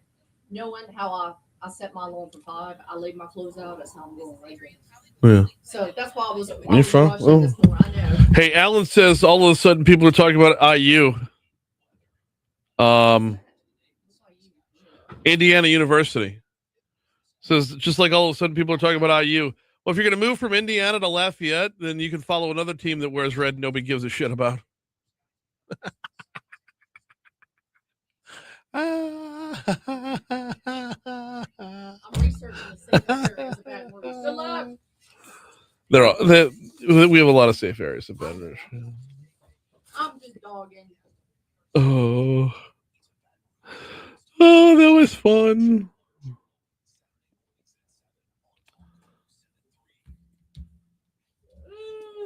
Lord.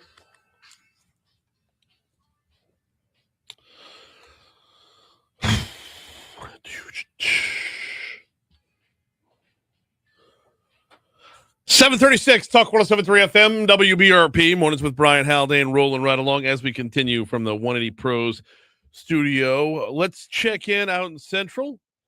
The story at the Daily Report reads, roughly a year after purchasing 356 acres for its Main Street 2030 development plan, the city of Central is nearing completion on one of the project's first major components. That would be at City Hall. Joining us now is the mayor of Central. He is Wade Evans. Good morning, sir. How are you? Good morning, Brian. I'm fine. I'm sitting here in my board shorts and a Hawaiian shirt in front of a fireplace. Hawaiian shirt. I thought you might still be in the PJs because it's a holiday. Well, I'm glad you let me call in this morning because nobody's at the office, and I would have hated to have to get up and get pretty for that. Nah, I completely. Come on now. You getting pretty's effortless. Come on. Oh, my goodness gracious. We got so much to break down here. I want to talk about City Hall specifically, but let's broaden out and start with Main Street 2030, the impetus behind it and the path that we're taking with it. Well, Main Street 2030, when Central was formed back in 2005, we went through a whole litany of studies and town meetings about creating a city center. And what happened is we had these great plans that we never acted on. And so when I got elected, we digested all of these plans and we looked at the efficacy of implementing them. And with Central Private School building their new campus where we were supposed to be building a city hall, we had to shift our plan. And so what we did was we looked at where do we have the available land to create a city center as well as the downtown corridor. And so with Sullivan Road construction finally being underway and nearing completion, that section is a great main street. And so we worked to create the vision for Main Street, and we put Main Street 2030 because the goal is to get enough of it started where we have to keep moving forward and get it done. With that came the long, arduous process of getting a city hall built. We finally got the land acquired where where the majority of the council back when I was on it wanted to build City Hall, but we couldn't get the current, so the mayor at the time to agree. And so we were able to move forward, and a project that has created so much division in our city over the years has finally almost come to completion. It's going to be a great addition to our town center. We have that municipal corner. You've got the school administrative offices, City Hall, one of the most historic sites in Central, which is our football stadium. All of that will be a master plan park, if you will. Everything is coming together nicely, and get started on the development of our Main Street 2030.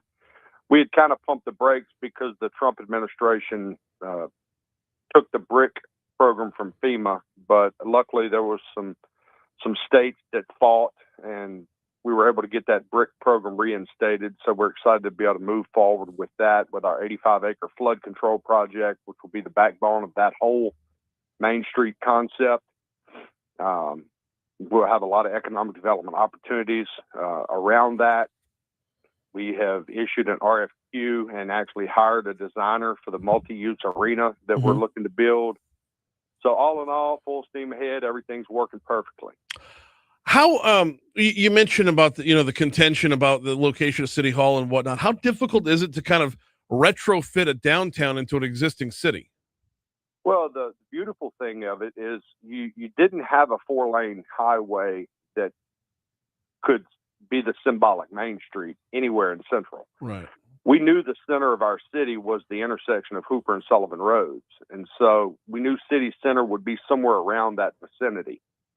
By taking the Sullivan Road section between Wax and Hooper, you have large swaths of land that are undeveloped. So it gives you an opportunity to go in and develop that over time, working with the existing property owners. On the west side of Sullivan, there's smaller tracks, and I say smaller, I mean 2 acres up to 10 to 15 acres. And as those people decide to move on, that property can be acquired by either the city or development team. And we put a plan together, so whatever gets built there will create the downtown through the overlay district requirements. We're talking with Central's Mayor Wade Evans about the Main Street 2030 program. We'll get around to the City Hall in just a little bit, but Mayor Evans, I got to ask, why is it important to have a downtown? Well, I think every city needs an identity. Downtowns in all communities are a place that people tend to congregate and gather and help create an identity. Not only do you need a downtown, you need a sense of place. People want to feel a sense of place. And so those downtown areas are important because it gives your city the identity it needs. And Central is a very large city. We're 62 square miles. I mean, we're bigger than a lot of, we're like the 4th largest city, maybe the 5th now that St. George is incorporated in the whole state. And our city has a unique characteristic, and it kind of goes around our master plan that we're working to revisit now. We have enough land to be like any of your other big cities as it relates to land use. You can have a more dense downtown that goes into the suburbs, that then goes into the rural areas of your city, which is on the outskirts of our city. Central doesn't have a lot of large contiguous tracts of land. We have some, 1 and 200 acre tracts on the outskirts, but we don't want to encourage development because essentially that's what we know urban sprawl is, and we don't have the infrastructure in place. And so right now we're in the middle of updating our master plan. The goal of the update was to say, look, we created this plan in we call it the 2010 land use plan.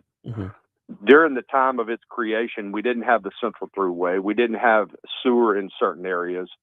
And so the goal is to update the plan with the updated infrastructure and create an updated land use map around that updated infrastructure so that it can help control how our city grows over the next 10 years. Okay, so what does that growth look like over the next 10 years? City Hall would be, job 1. What's job 2? What's job 3? Well, so you got 3 different types of growth. You've got commercial growth, you've got residential growth, and you've got what the government is doing, if you will. So one of our goals right now, we're leasing a laydown yard on the east side of our city for all of our equipment and crews. I'd like to find a more centralized location for that, so we'd be able to respond quicker and have less windshield time as we do work around the city. Yep. The city owns 9.5 acres across the street from City Hall, which the former mayor bought because that's where he wanted to build City Hall. Mm-hmm. We plan to partner with a developer once the contractor for Sullivan Road is complete. Right now, we're making money. We're leasing that laydown yard to them for $5,000 a month. And so we're going to put that property into commerce by partnering with a developer that has the best proposal to get, that'll be the catalyst for the downtown. The city will recoup its money easily because when you do public-private partnerships, the city can put the land up. We can capture our revenue off the back end once the land is sold after development. So it's a win-win for everybody. But then you have private development, which is, residential or commercial. The goal is to get the land use map updated so it doesn't make these decisions as contentious and difficult. We unfortunately turned down a good commercial development at the corner of Sullivan and Lovett Roads in December, and I would argue that it was a very low intensity development. It was B1 zoning. He asked for a conditional use for a gas station. It was a good project, but the overwhelming majority of the council didn't approve it because they wanted to see the land use map completed. And so we've got to get this master plan update moving so we don't deter development. One of the things that I see and hear when I'm, doing events is that Central's too hard to do business with. And we've worked really hard to change that mantra to make sure people know, look, we don't want to hurt you. We want to help you, but we want whatever you do to be the best it can be. Yeah. And so when we turn down stuff like that, it kind of sets us back in the development community. There are some people who don't want any change at all in Central. Unfortunately, if you look in a mirror, everything in our lives change. There's nothing in our world that doesn't change except maybe our own ideas. And sometimes we've got to get out of our own way to realize that change is inevitable. How do we mitigate that change to do it the most efficient, effective way? And look, change is happening. Yeah. You see it with BREC. You got Janet coming on later. We've got a very aggressive commission that's looking to improve BREC. If we allow the status quo to win, we'll always stay exactly where we are. And Central was founded on a new mindset and a new model. And I'm trying to carry that government model that we have everywhere I can. And so City Hall is the anchor, the northern anchor of our downtown. Right. Working with the school system, we've already had a couple different entities tour the corner to look at how the city and the school system are working symbiotically together. The idea behind it is anybody that comes to our city that needs to interact with the government of the school system can park in one parking spot and take care of all their business. Because again, our ultimate goal is to improve the quality of life of the people that live here and that visit here. We got Central's Mayor Wade Evans on with us, and this might be a question for another broader conversation later on. But the number of people who move to Central to get away from city life is probably a pretty significant number. So how do you manage smart growth to, you talked about growth being inevitable, especially when you're doing things right, and they're doing a lot of things right up at Central. How do you manage smart growth with those who move to Central for the express purpose of getting away? Well, most of the complaints you hear is that we're growing too fast. And the reality is that's an optics issue because of traffic. And, when you have the west side of Livingston Parish growing exponentially without any real planning, that puts a lot of traffic on our roads because they cut through. Our daytime population in Central is 100,000 people, whereas our actual population that live here is only 30,000. So the reality is, since Central has become a city back in 2005, our population has only grown 5,000 people. So it's definitely not something that we're growing too fast. Look, our 2010 plan projected that our population in 2020 would be 38,000. Mm-hmm. Everybody was so happy. That's the greatest plan ever. Well, the reality is we've had the plan and the population hasn't grown like that. It's only 30,000. And so I think the big part is communicating with those people who moved to Central for the country life, and for us to continue to limit urban sprawl so the country life remains what it can be in the areas where it needs to be that. The unfortunate reality is people want to be where the quality of life is good and the schools are good. And so you have the issue with that is you run into gentrification of your older housing. And so the people that grow up in Central and want to move out of mom and dad can't even hardly afford to move out. And so they have to move off to Livingston, Live Oak, Watson, to where they can go get a house for $160,000. Well, once they start a family, sometimes they don't come back. Yeah. And if you lose the youth of your community, you end up with a community that at some point will go into decline because the birth rate is not sustaining what you have. And it all locks together. If you look at the school system, we watch enrollment numbers. The famous thing on Facebook is the schools are overcrowded. The reality is enrollment in our school system is not increasing like that. And the cost associated Mayor Evans, can I jump in real quick? Can you hang on for a minute during the break, and we'll continue for another 5 minutes on the back end? Yes. We got Central's Mayor Wade Evans on with us. We'll continue right after Your Money Now.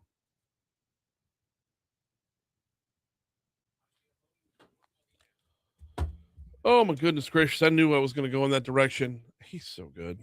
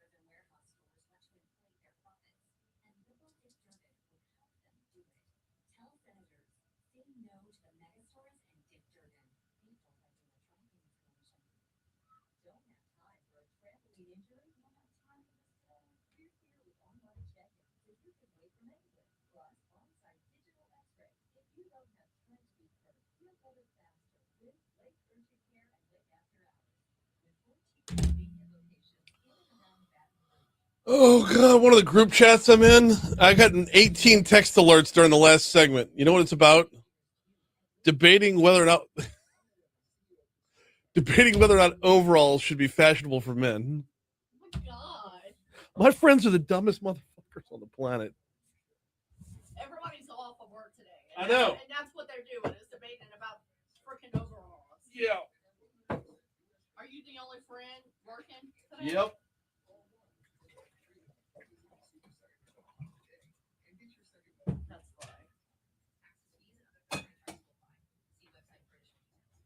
It started with Franz buying a pair of overalls and wearing them to one of his son's basketball games.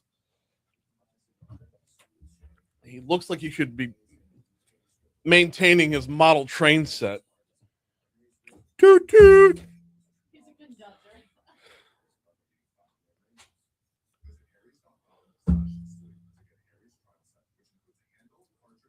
They aren't in Indiana. I only see old Batman wearing them here. Talk 107.3 FM. Now a check on your drive from the Talk 107.3 Traffic Center. It is Martin Luther King Day, a federal and state holiday, and that means a lot less traffic volume out there than might be typical for a Monday morning. The people off of work, schools closed, there's just not a whole lot of volume out there. You're moving nicely on both I-10 and I-12, which have I left today, my German Shepherd, feet up in the air in this crate, on his back. Do what? Like, just sleeping. I'm like, bye, little man. Freaking snoring. That's right. That's a choice. And that's brown. That's khaki. Those are brown. They're a lot brighter in person, by the way.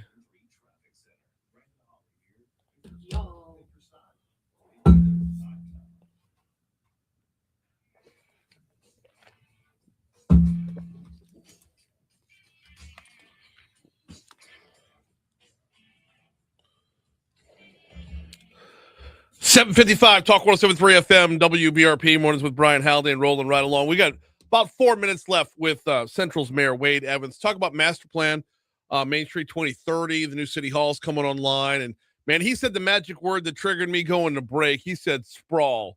So we're talking about the importance of a downtown and why it's important to not just be a collection of subdivisions. That's kind of where I cut you off there, Mayor. I appreciate you sticking through the break. Yeah, thanks, Brian. Look, the reality is we have plenty of neighborhoods with big lots, if that's what people want. But what we're seeing in the real estate trends is the neighborhoods with the larger lots are not selling as quickly because people, by and large today, don't want to spend a whole weekend doing their yard. Right. And so people are looking for a nice place to live where they can have a sense of place. They don't spend a ton of time tending to the things they don't want to do, and it gives them an opportunity to do the things that they do enjoy. And so the price per square foot in these areas are going down, where the price per square foot in these lots, these newer homes with smaller lots, are going up, and they're not sitting as long. But now let's look at it from a government perspective. All right. If you've got a 400-foot wide lot, that's a ditch on both sides or culverts on both sides for a single resident, plus 400 foot of road. Right. It costs a lot more per resident to rehab roads in large neighborhoods. It costs a lot more to keep up the sewer. Smaller lot neighborhoods are more efficient for the government to tend to because you have less infrastructure. But conversely, it puts more people in there, which increases traffic and demand on water and power and everything else. Well, when they're closer. So, look, this is a multi-pronged approach that we're dealing with this. We're currently doing a pedestrian master plan. My goal is to connect Central so the citizens who live here, we talked about grocery deserts earlier on the show.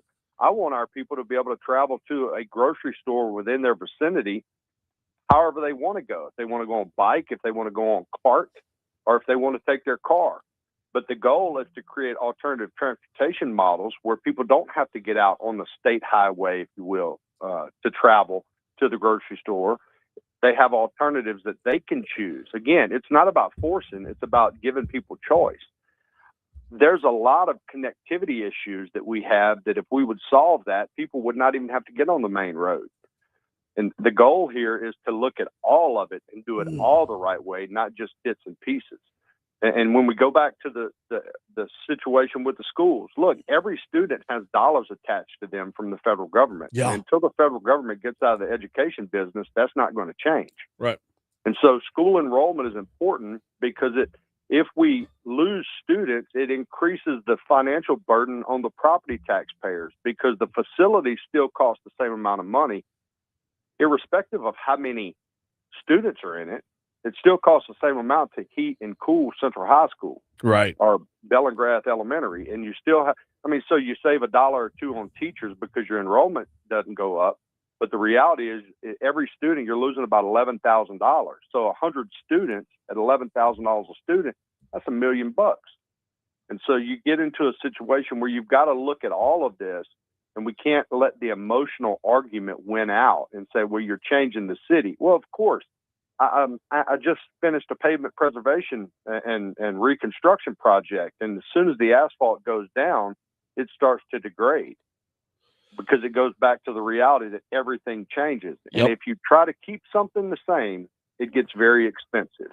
And I can go through that, but we don't have time. But we're going to get you back on, because I love this conversation so much. 30 seconds left. The grand opening of City Hall will be when? We'll be doing it sometime in April. We'll make sure all the media is aware. I'm working on getting sponsors to pay for it right now, and we're going to have a big party. We'll be doing walkthroughs. Let's go. Let's do the show out there, man. Let's get it. Yeah, we should go ahead and plan that to have in our media room. Let's go. We're here for it. He is Wade Evans, the mayor of Central. Always appreciate the time, sir. Thank you so much for hopping on board. Thank you, Brian. We appreciate you.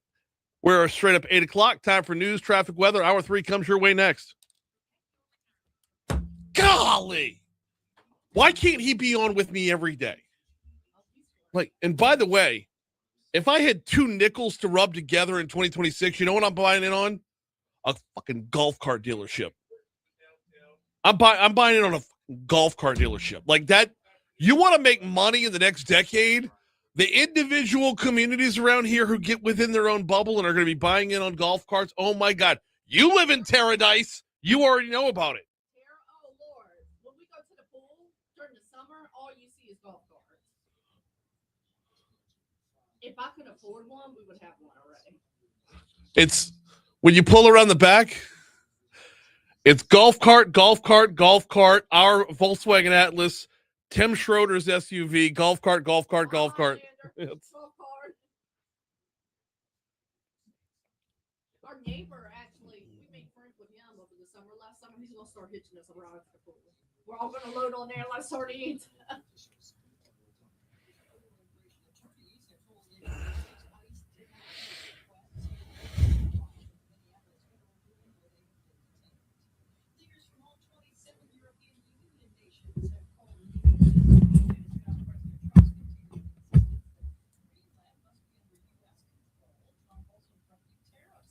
Okay.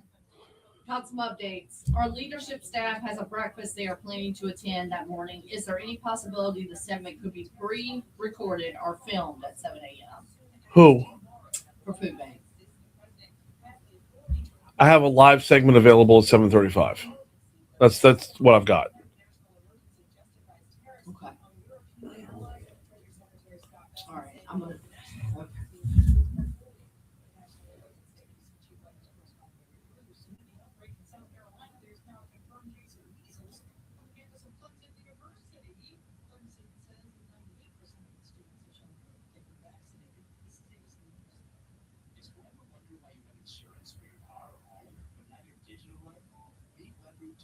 Do you want to pre-record her and air it at that time?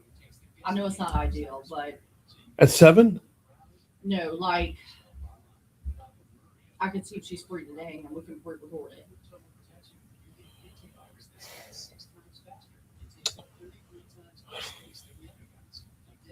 Yeah, I just hate to be on location for a show. I've already got a pre-recorded segment on tomorrow's show.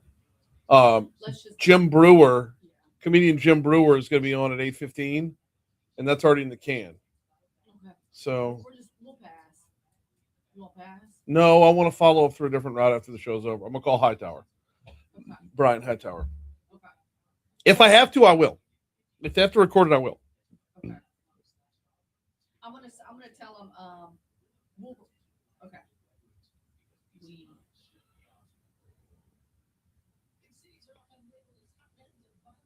This is a Bloomberg Money Minute. The U.S. Supreme Court has agreed to hear an appeal from the German conglomerate Bayer, which bought Monsanto a few years ago over all those lawsuits related to its Roundup weed killer for allegedly causing cancer. The company has already lost a number of cases. It's paid more than $10 billion out in verdicts settlement and is still facing 67 suits over that product. The buyer says many of those claims should be tossed because federal law over herbicides and consumer warnings supersedes state laws. On Wall Street, after a week of ups and downs, stocks today ending a little lower on concerns about who President Trump plans to nominate to be the next head of the Fed, after signaling that the frontrunner, his top economic advisor, won't get the nod. Dow today down 83, the Nasdaq closed 15, the S&P down Okay, 4. I told them that we're powwowing about this after the show. I'll be in touch. I said we may pre-record it today with anyone from leadership that they can be available. I said I know it's a holiday. I'm sorry. So I told them I'm gonna be in touch with them. I know. Well, they,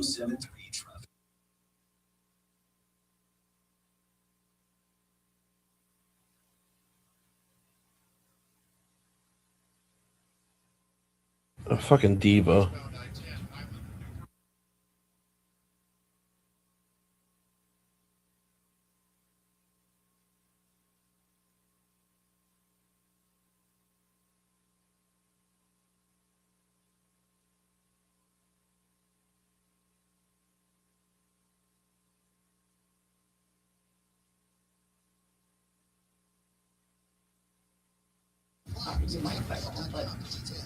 This report comes to you from the Talk 107.3 Traffic Center.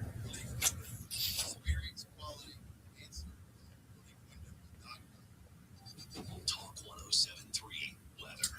Another chilly start to the day, but sunny skies should warm our temperatures back into the upper 50s this afternoon. Reinforcing cold front will keep the chill in place tonight as lows dip to 31. A few clouds to start Tuesday before skies become mostly sunny. Temperatures in the mid to upper 50s.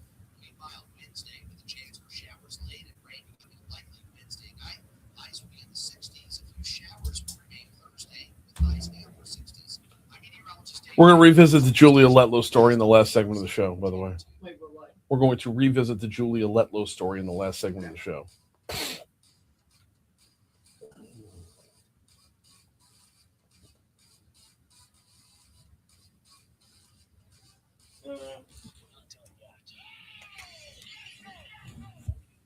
Newsmakers and War of Business, Hour 3 awaits with Brian Haldane. That man's rocking the food focus hatchback with a lot of energy. And I really love that. It starts now. 806 Talk 107.3 FM WBRP. Mornings with Brian Haldane, rolling right along. Brian here with you, Bree Lynn, producing Hour 3 coming your way right now, starting off at all the way up to 30 degrees in downtown Baton Rouge to start off your third hour. Of course, broadcasting live from the 180 Pros studio on Government Street. 180 Pros, is it time for your IT to hit a 180? Visit 180pros.com. Busy hour this hour. We'll be talking with talking about everything under the sun with Moon Griffon. Whoa, and we're going to have a lot to cover. Going to be hitting up that Senate race big time, as the president threw his full support behind Julia Letlow over the weekend. But you know what? She's not in it yet. Also this hour, major cuts coming to BREC. Janet Simmons, interim director of BREC, going to join us at 8:35 to talk about that. Getting lean, baby. Getting lean. Does it the cuts that are coming will they help best serve the public? That's what we're talking about with Janet Simmons. In fact, love that she's coming on. Like, this was announced on Friday and she's hopping on today. I absolutely love that. Oh, very much so. All right. Before we get to anything else, every day at this time, we bring you This Day in History. This Day in History brought to you by the folks over at 5 Star Printing and Signs. Hey, while we talk about the upcoming elections and the elections that are going on throughout the year this year, it is important to remember that there is a stack of elections. We've got special legislative primaries coming up on February 7th. We've got a special legislative primary on March 14th. We've got a general election on April 18th, the follow-up to that District 69 primary. We've got on May 16th the party primaries and municipal primaries for the Senate race and the 2026 midterms for U.S. House. On June 22nd, the second party primary for those. November 3rd, we got the congressional general and the open primary for everything else that's on the ballot, with an open general on December 12th. That is 1, 2, 3, 4, 5, 6, 7 different election dates. If you are looking at running for anything out there, my guy Danny at 5 Star Printing and Signs is your answer. And by the way, if you're one of the candidates, go ahead and contact him directly. Get your pricing in line. Look, your campaign manager, is not going to be able to put you in touch with a better deal possible than what Danny's going to do for you. Campaign dollars are scarce. They can be few and far between, especially for the smaller races. Make sure your campaign dollar is going its furthest by calling 271-4096, 271-4096. Printshop5.com is the website as well. This is Danny's wheelhouse, y'all. This is where he turns the hips and puts 350 to left center field. Every single time. You're going to get precision. You're going to get your message out. You're going to get your messaging out with 5-star printing and signs. All right, this day in history, let's roll.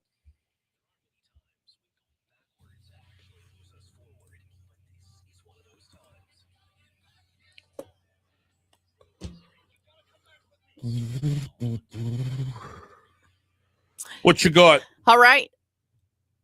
Back in the year 1883, the first electric lighting system employing overhead wires built by Thomas Edison begins in New Jersey. Wow. Begins service in New Jersey. Okay. Yeah. In 1915, the first air raid on Britain happened for World War I. 4 people in Norfolk are killed in the first German air raid on the United Kingdom. Really? 1938, General Motors begins mass production of diesel vehicles. Okay. I didn't know it was way that long ago. Yeah. That's interesting. All right. No. 1943, the first Warsaw Ghetto Uprising begins. Prime time in the middle of World War II. Yep. All right. 1955, Scrabble debuts on the board game market. When? In 1955. Scrabble didn't come out till 1955? That feels late to me. I know. It just feels feel like Scrabble should have been around a long time. I feel like when people were listening to the radio instead of watching TVs, they were playing Scrabble, like way back when. I love Scrabble. Me too. You play Words with Friends? Yes. I play Words with Friends. I got two people I play Words with Friends with regularly, and like everybody else drops off. Oh, because you beat them, Brian. Well, I mean, I didn't even get into that, but yeah. 1955 first presidential news conference filmed for TV. It was Eisenhower. Wait, hold on. 1953 though. Something else happened on TV in 1953. On this day in 1953, American actress Lucille Ball welcomed a baby boy both on and off screen. Aww. So she had planned a C-section delivery in real life, but her character on the hit sitcom I Love Lucy gave birth as well, breaking some of the stigma surrounding pregnancy and childbirth on television. So about 44 million people watched the episode. Wow. I know. That's monumental. Holy cow. Yeah. 1961, first episode of the Dick Van Dyke Show is filmed. Horrible place to pause. Right. My bad. And we just got... Keep it moving. Keep it moving. We just got done talking about Lucille Ball. No. All right. 1989, U.S. President Ronald Reagan pardons New York Yankees owner Steinbrenner for supplying illegal funds for Nixon's re-election campaign. Knew nothing about that. Okay. That needs to be a Netflix series. Or like someone needs to dive in on that. Is it messy? As like a docudrama. No, just as a piece of American history that like coordinated so many different players. Interesting. Huh. And fast forwarding into the year 2021, unless you have something, Brian. Nope. Between 89 and 21. All right. Nothing I the know U.S. death toll from COVID-19 passes 400,000 people. Yeah, but did it? Yeah, I know. In 2022, 5G cell phone service launches in the U.S. with airlines claiming it could interfere with airplane technologies. Awesome. 2024, I remember all this. Actor Alec Baldwin indicted by a grand jury on involuntary manslaughter charges over that whole fatal shooting on the movie set. Topic of many legally served with Franz Borghardt right there. We broke that case down a lot.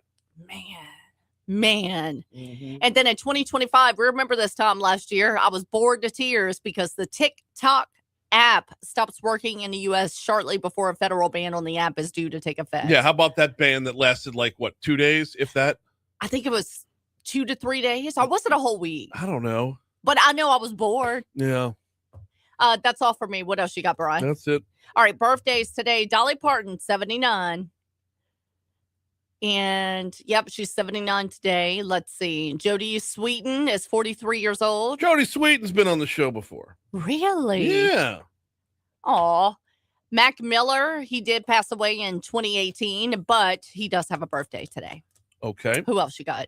On the birthday front, Born on this day in 1807, Robert E. Lee, Confederate General Robert E. Lee, born on this day in 1807. And oh, by the way, while we're talking about this day in history, let me go back to it. I didn't think it was going to be make the cut for the show today, but on this day in 1954, the statue of Confederate General Robert E. Lee was hoisted back up on his pedestal. They had taken it down to reinforce the pedestal underneath it. So on this day in 1954, Lee Circle went back to being Lee Circle, but it's no longer Lee Circle now. So I was just going to skip it. But since this is his birthday, I figured it was worth a mention. Yeah, that was in my this day. Yep. Okay. Are you still looking for more birthdays here? Yes. Do you have another one? Yeah. How about 18? How about I learn to read my own damn handwriting? 1809, Edgar Allan Poe. We have longtime football coach Dan Reeves, born on this day in 1944. I don't know why I remember this, but every child of the 90s probably does as well. Former National League Rookie of the Year, former Cincinnati Red, Chris Sabo, born on this day in 1962. No, not nearly worth writing that name down in the annals of sports history. But if you collected baseball cards in the early 90s, you know that guy. You know that you guy. a nerd, Brian. No, not at all. All right, so deaths. I didn't find anybody notable but one. Really? Yes, Joel Sonnier. He was a Grammy-winning Cajun country music artist from Rain, Louisiana. He did pass away January 13th, but his visitation was held on this day in history back in 2024. Okay, well, I've got a couple for you here. Stan Musial, baseball great, died on this day in 2013. American musician and songwriter Carl Perkins died on this day in 1998. And American singer Wilson Pickett died on this day in 2006. Okay, and we already know what today is. Yep. It is National Martin Luther King Day. Yep, and he will not be sharing that with anything else. It is some days you have like multiple. Yep. Other days it's like no. Nope. Oh, hey, one more from this day in history though. It was on this day in 2013 that Lance Armstrong admitted to doping in all 7 of his Tour de France victories. Oh, yeah. I remember when that story came out about drugs and all that. Yep. All right, we're running long here. Let's take a quick break. Come back. We got Moon Griffon next.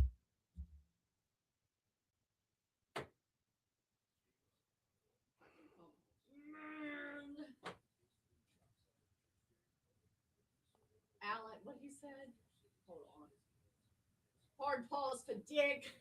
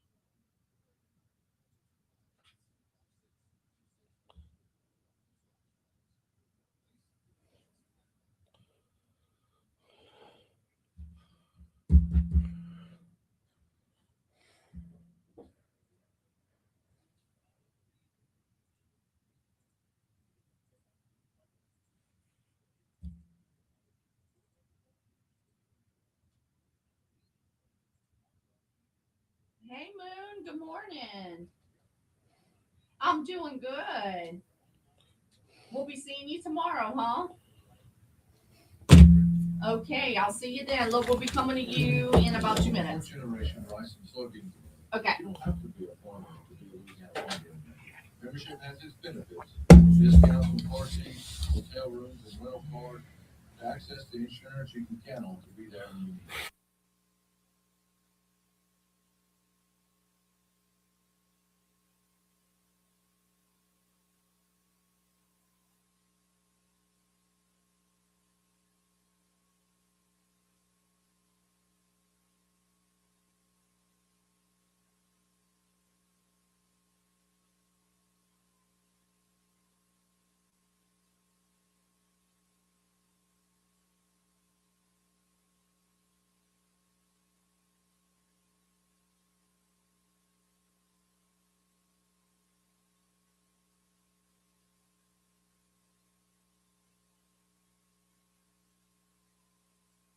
Day.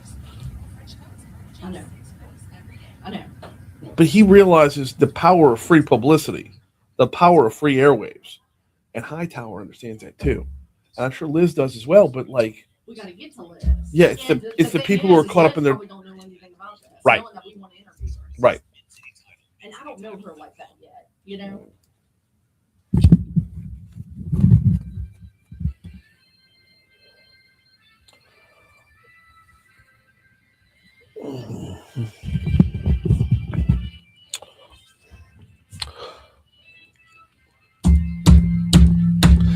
$818 Talk 107.3 FM WBRP Mornings with Brian Haldane rolling right along.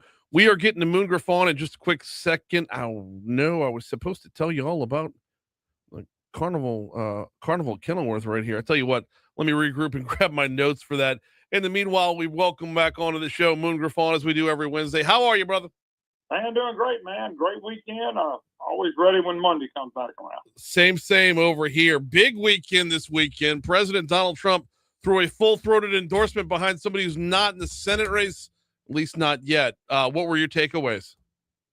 First of all, I didn't look at it as an endorsement. You got to remember the governor has been pushing for her since day one. Mm-hmm. Governor Landry, of course, I like Governor Landry, but he's and that's fine.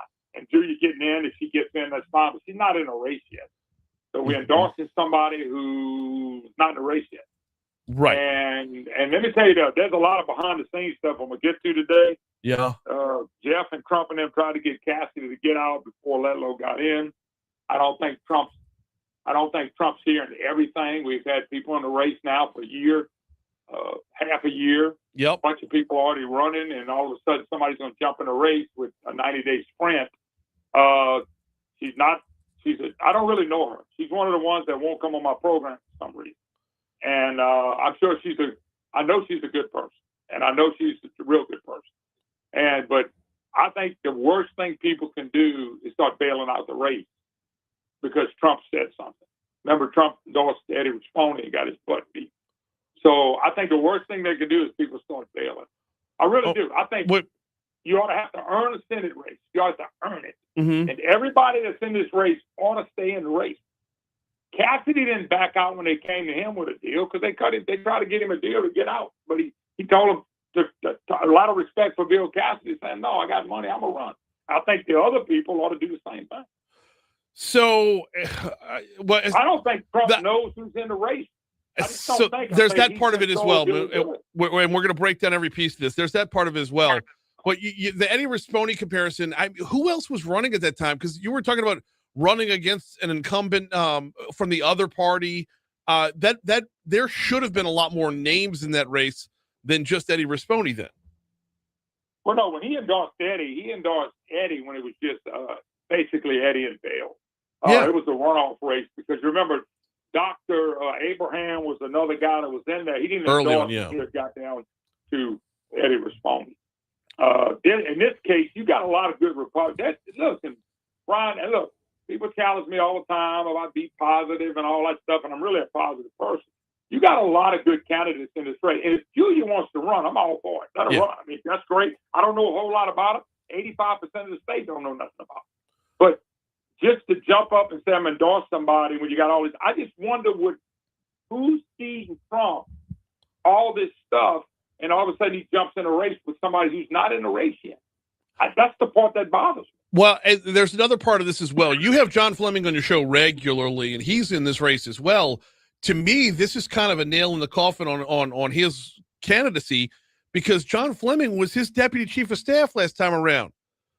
And this is why I don't understand why endorse anybody at all when you had the guy who was your deputy chief of staff before, and he's not going to get your personal nod. In fact, he's going to go so far as to encourage someone else to run against him. Well, you kind of wonder if he even knows if Fleming's in the race. Right. I'm telling you, there's something fishy about this. And like I said, I don't know Miss Julia. I know she's a fine person. Yeah. And I know all that. So you didn't hear me say nothing negative about it. I just think everybody ought to stay in the race. And I don't think Trump's here. And I know he's hearing from the governor. Mm-hmm. And the governor's not a fan of anybody in the race. And I thought he was a Julie, but maybe not. But he's always wanted Julia to run. He's been working with Trump and him for a while to get this done. So I think that's where it's coming from. So, and I have Congresswoman Letlow on the show regularly as part of my DC Current segment that LABI does. She'll come on every other Wednesday at 8:35. And she's been a rock star thus far. Everything that she's decided to put herself into, she puts herself in full force. She, takes on, how when you're in Congress, you have to be a master of all trades. Well, everything she digs in on, she comes out the other side with a wealth of knowledge and an informed and insightful opinion. And she's a steadfast conservative as well. I got nothing against her. I just like her where she's at. No, I agree with that. But listen, understand, I have nothing against Julia Letlow. I was very good friends with Luke. Yeah, I never same. really met or knew Julia. And I would say 80% of the state don't even know who she is. The district does. But what I'm saying is that Trump came in from nowhere with this, but they've been working on this for a long time. She never gets in without Trump getting involved in it. And I understand Trump going after Cassidy, even though he's not doing that. But I don't understand him jumping in a race when you have 4, 5, or 6 really good conservative Republicans. I'm mystified a little bit, I guess. Same. Kind of shocked. Same. Let's talk about that Cassidy endo, by the way. With the closed primaries, this is going to happen in May and not in November. If you are Donald Trump and you've got 53 Republicans in the Senate, why endorse someone else and run the risk of, Cassidy saying, I'm going to take my ball and go home, and the remainder of my time here, I'm going to vote no out of spite? Well, you know what, though? It was the argument I made while Bill could run that he helped Trump and nobody could say anything. Because he did in a way. I'm not arguing with that, but he did because of political reasons. Mm-hmm. But with a close race like this, okay, and a close deal like this in a close primary, I do expect Cassidy to be upset about this. I do expect him to retaliate. And by the way, that's human nature. That's human nature. So I thought Trump would stay out. And if Bill won, then Bill won. He just keeps working with him. If Bill doesn't win, then he works with whoever the new person is. But I want to know what Trump knows about our Senate race. And right. This is my opinion only, okay? I think he knows nothing about our Senate race. And once again, Julia has been a good congresswoman. I wouldn't even argue with that with you. No. And I think she's well spoken. She's a smart lady. And I have no problem with her getting in the race. But people like Julie Emerson got in the race because it was always said Julia's not getting in.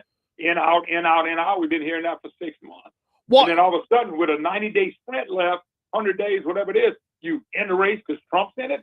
Why is Trump in it? Somebody has been talking to Trump about this race, and he's been listening to him. So, and this dates back to going back to September, Congresswoman Letlow said on this show, she gave the non-denial denial. And it said that, my whole focus right now, or my focus in Congress has been on serving the Louisiana's 5th. It was one of those ones where you leave it open-ended you can run later on, but a lot of news media here in Baton Rouge heard that comment and took it as a no, she's not running flat out, which the way it sounded, the way she spoke in a past tense about her district, it did make it sound like that, but she never fully closed the book on it with the way she framed her comment. So, it just...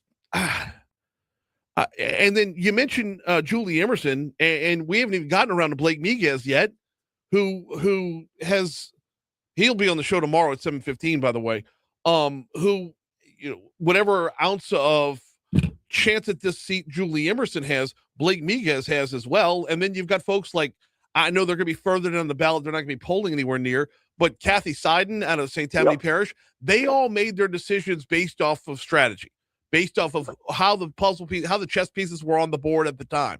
And this affects all of it. Well, and let me go a little bit further. And I think you would agree with me. So you got all these congressional races. We're talking about maybe redistricting, maybe not. You waited and waited and waited. People want to get in. It stopped their fundraising. It stopped everything. Mm-hmm. But this was always a possibility that this would happen. And like I said, you and me feel the same way. Get in if you want to get in. I ain't got no problem with that. But I just don't want anybody to jump out. Why don't they see how this thing? Remember, it's a low turnout. Right. It's going to be mostly the MAGA voters. Yeah. And people may have a different opinion because a lot of people don't know who Julia is. You do because she's in your district. You cover all the congressional districts anyway. But most people don't know who she is. Well, and so I say if I'm in the race and I decided to run, you can't worry about who's in the race. Mm-hmm. You got to go run. But you are correct. People made a decision based on her not running. and now she's going to run. And once again, if she wins, good luck. I have no problem with that. But just the way all this stuff came down, I kind of I giggle about it a little bit. Going, man, in politics, nothing happens by accident. Yeah. Most of it's always designed, Brian. Yeah, and that's part of it. How do you do this for a home stretch when Senator Cassidy not only has incumbency and name recognition, but has a war chest as well? And by the way, we're this far into the segment without even mentioning Eric Skrmetta. Well, Skrmetta, I just never looked at him as a major player because I've never seen him move anywhere. John Fleming is a major player because John's already won statewide. Right. He's already won in a congressional district. He has the base, and he's going to put whatever money it takes to win. So, like I said, Julia's got to go get name recognition. But if nobody drops out the race, which I think is what they ought to do, you got to go get name recognition, and you got to go pull some voters off that decided to vote for Blake or Julia or John Fleming or Cassidy or whatever. And all that, it's a short sprint. But you got the Trump, quote, endorsement. I just don't think Trump's been told about the number of people that are running. I just can't believe he did. No, and meanwhile, everybody else has aligned themselves as MAGA this and MAGA that. And now when MAGA it makes MAGA heard, you're not that anymore. But you know what, though? If I'm everybody, including Cassidy, I don't stop that. Because what you do is you can still read on that. But like I said, the president got involved, but the president must be listening to one person. That's the way I think. He is Moon Griffon coming your way right after this show. You'll catch him 9 to 11 right here on Talk 107.3 FM. In the short term, we're like less than half a month away from 9 to noon. Moon, I would love to say you still got show prep to do, but I think you're ready to cook. Well, I do have a little bit more I'm working on, but but thanks, Brian, as always. I'll see y'all tomorrow. Looking forward to it. Yep, looking forward to it at the Greater Baton Rouge Food Bank. We'll see you there, Moon. All right, bro. Thank you. Later on. 8:30 at Talk 107.3 FM. We're talking BREC next.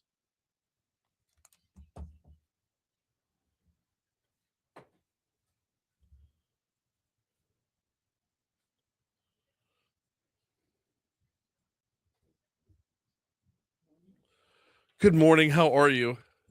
I apparently ruffled a few feathers right there. Just talk about the Senate race. It's impossible. You can't mention one candidate with every other candidate's supporters being like, well, what about my guy? Why do you hate Julia Letlow? I don't hate Julia Letlow. I love everybody in this race for their own individual strengths. I don't know how to not be. I don't know. I'm just gonna be. Look, I'm over here complaining about being the bad guy when Janet's about to be in everybody's bad guy list right there, right? Hang on, kill mics for just a second.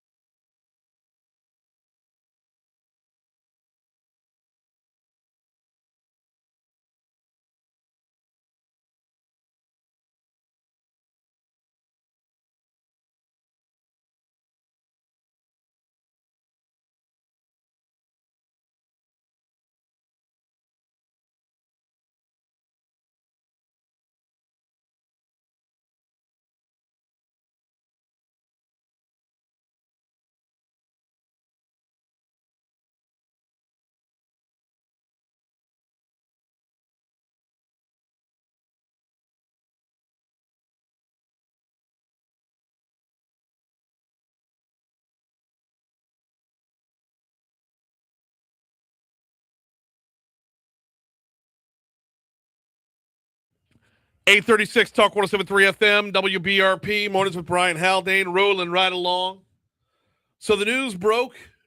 I got the email at 9:02 a.m. on Friday. I mean, literally 2 minutes after we're off the air, which means I just got to sit there and wait all weekend to welcome in Janet Simmons from BREC. The news coming down, we're looking at a 10% reduction in force for BREC.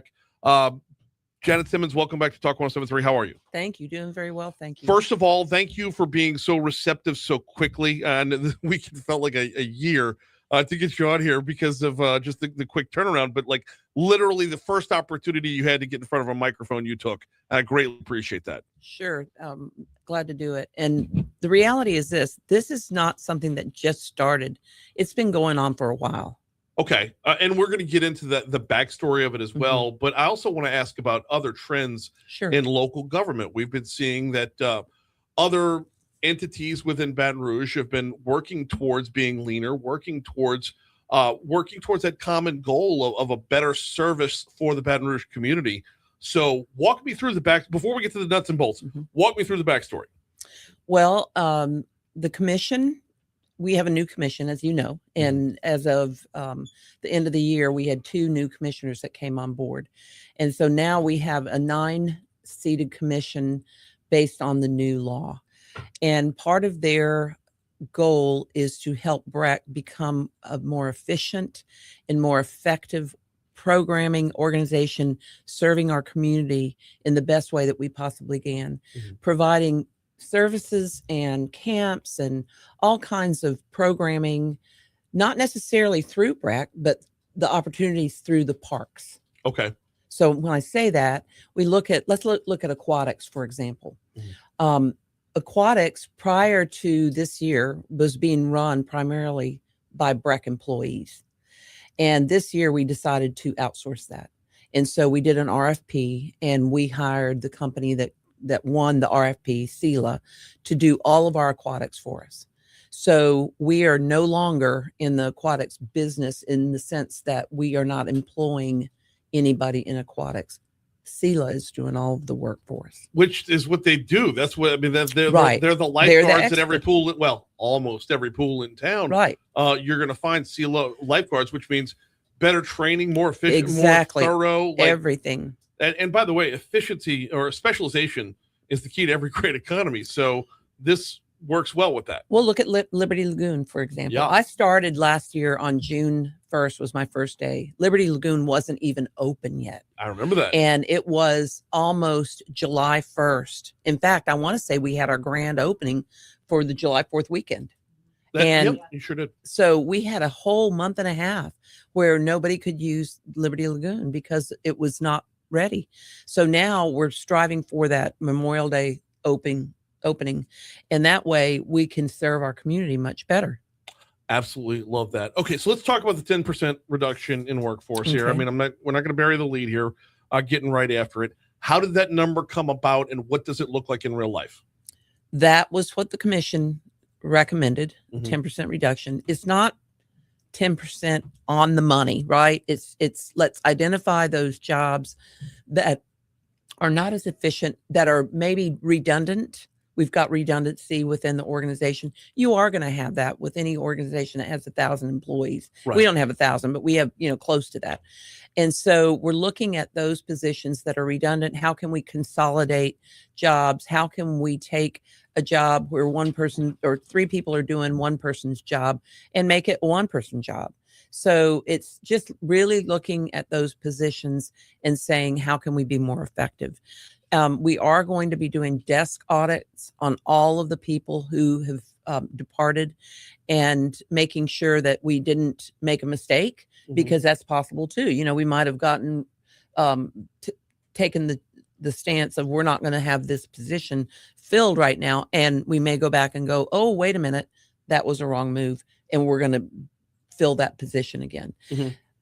The reduction of force is not meant to just take the money out and not spend the money. That's not the goal. The goal is to be more efficient and effective. Right. And that's what we're looking at. Well, the goal to be a better steward of the public Correct. dollars is Correct. yeah. The desk audit part of this I find interesting because it's on the one hand, you could say, why would you let go of somebody that you actually needed? But you can't know until you know. Right. So that's that. And so we counted on the supervisors because the supervisors know their team. Okay. And they're the expert in their area. And so we're not going to identify people that we think need to go unless the supervisor gives us that recommendation. Timeline on this looks like what? Well, January 31st. Okay. So we started way before the announcement. Okay. So going into Friday, we had already reduced roughly 46 positions. So almost halfway there. Mm-hmm. I mean, not down to individual position, right? Not number for number, right? But I mean, if we're looking at roughly 10% of roughly 1,000, you're looking at roughly 100, but it's slightly going to be under a lot that. less than that. Yeah, it's we're more like 800. So okay, yeah. Well then you're just over 50%, right? So, but I mean, within a couple, give or take a few. So timeline on the rest would be by January 31st is what we're looking at here. Do we know? I mean, do we know like department wise? Is there like one area that really stuck out to y'all? No, and this was really interesting because all of the department heads were tasked with this reduction in force, and I was really pleased with the team taking a real serious look at their employees and saying, okay, what positions do we need to have right now? What can we not do right now? And they took a chance to maybe help their own team become more efficient. And I think what the other employees are seeing is that, okay, this will give me an opportunity to really shine and do my work and show the value of my work. Meanwhile, this is going to be coupled with the potential for reorganization within the business, like the overall business reorganization as well. So we're looking at retirement primarily. That's a big area for us. Right now, if we hire somebody full-time, 100%, we have to count 56% roughly for benefits. Wow. It's huge. Yeah. So we're looking at that and restructuring how we do our retirement. And when we do that restructuring, that gives us an opportunity to hire more people to do the jobs. Totally. Yeah. So it's just one of those things that you have to look at the efficiency of how we're serving. And going into the summer, we're going to make sure that our camps are fully staffed up, making sure that we're providing excellent service to the community. I know a lot of parents count on our camps as a place for their kids to go during the summertime, and we're gearing up for that. So we will be looking at camp counselors and those whatnot going forward very soon. Yes. We're talking with Janet Simmons, the interim director of BREC, about the reduction in force that's already underway, just shy of 10%. Now, when I was asking you about the reorganization, I meant like organizational structure, not just like retirement and whatnot, right? But changing around, in the office. You mentioned some folks would have the opportunity to shine. This would fall under that umbrella as well. So we've already done a huge change of structure in terms of leadership. There was a lot of comments I noticed over the weekend about, well, get rid of the leadership. Well, what you probably maybe don't recall, but 3 of the top leaders when we first started in this process were terminated in one way or another. I do remember that, yes. And that would fall under the number as well. So when it comes to any reorganization within the office, that's pretty much already done. Might be some. Well, there may be some more tweaking. And also, I can't speak for the new superintendent coming in. So that process has started. We're looking for a new superintendent. The process started in January. I think all of the positions, the opening is now fully open. I believe we hired a firm to come in and do this for us. And so with the new superintendent coming in, probably sometime late spring, early summer, we're looking at getting that person established, and hopefully we'll hire a superintendent that is very well versed in organizational structure. Okay. And that person may come in and say, well, I'm not quite sure I like this structure. Let's do it this way. But we're going to get it ready for that. We're talking with Janet Simmons, the interim director of BREC. Talk to me a little bit about yourself here real quick, because as the interim, you've taken on quite a lot. You come in at a time that, is on the back end of a little bit of turmoil, and you've had to sift through all this. What's been your approach personally when it comes to mapping out a better future for this department? Well, streamlining is definitely one of the things. We had to start looking at how are we responding to the requests of the public, right? Mhm. Because we are a public entity. We serve the community. We serve the taxpayers. And so, of course, a rapid response ticketing system was the first thing that we implemented to make that happen really, really well, so that people can say, there's a problem at this park, here it is, and respond to it. And I want to say that has been highly successful. Then now we're going into each department, Mhm. and we're looking at each department and how they operate, how they run their meetings, how they get things done, and making that more efficient. So I want to give you a kind of an example of something for that it. happened to me in a previous in my previous work. In my previous work, we were looking at our efficiency level. Mhm. How efficient are we in our time? And so we did an efficiency study and found that we were 25% productive and 75% not productive. And those are things like this. How long does it take you to walk to the bathroom? How long does it take you? And when I say that, the reason I say that is because when you walk to the bathroom and you're walking through a sea of clients, Mhm. you're going to be stopped. Yeah. And so it was taking me from my office to the bathroom and back to my office over 45 minutes. So and it's not the distance, it was the people. Yeah. Right. And so how do we become more efficient in that? So we brought in an architect and an engineer to look at our space and say, okay, how can we make this space more efficient so that we're not walking through a sea of people when we're just taking a break? Right. And we were able to serve so many more people Mhm. in my previous employment in that one particular area because we just made our time more productive. Had a friend of mine use the rapid response ticket system, saw his response was within 24 hours. Awesome. The next day he was back in that same park. It was Independence Park, by the way. Mhm. Next day he was back in that same park. Problem was already solved. And that's what you're talking about right there is in order to solve a problem, you have to know a problem is the long and the short of that. Exactly. So before we get out of here, we got 1 minute to go here. I do want to talk about further privatization efforts. What's open right now and who needs to be on the lookout? So we were looking at like doing some events management, Yeah. privatizing that, the event management. We've already taken the there's a consulting firm that has helped us with security. So that was a huge issue, safety in the parks. Yeah. And a lot of people, I've heard people say, well, you can't go to this park after dark. You can't go to this park after dark. And we've had some safety issues. And so we hired a security firm to come in and assess how can we address those. And so now we have a full-blown operations center at the headquarters with all cameras in all of the parks where we've got people sitting, they're in the process of being trained, and we've got people sitting looking at the cameras to see the safety, and we can talk them down, we can talk people down from the headquarters without having to actually be there. Like your own real-time crime center? Yep.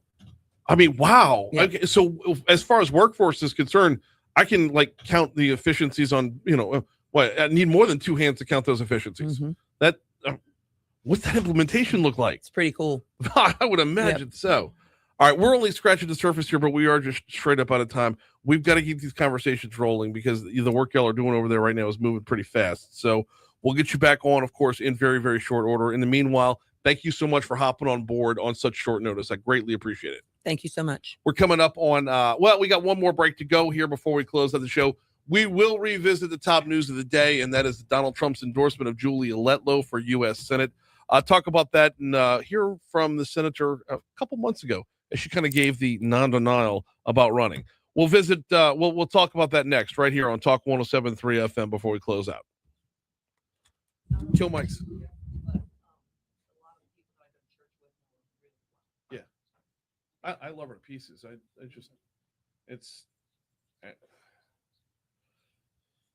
She's doing great where she is right now. And I don't know. I'm not picking sides in this race. We're going to come out on the good side no matter what.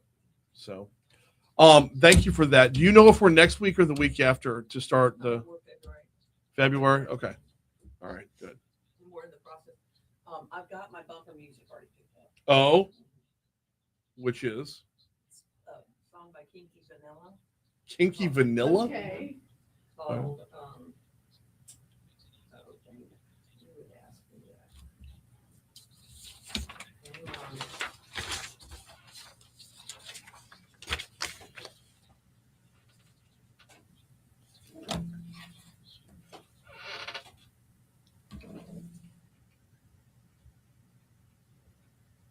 Blame it on Miller Vanelli. Not, Blame it. not the same. I know. So I'll have to send it to you. No worries. We're good.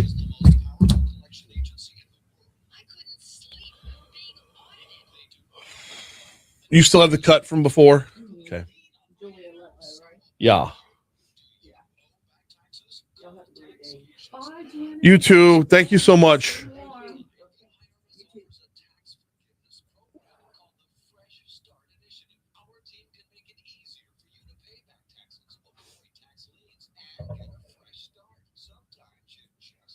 Hey, is my mic on?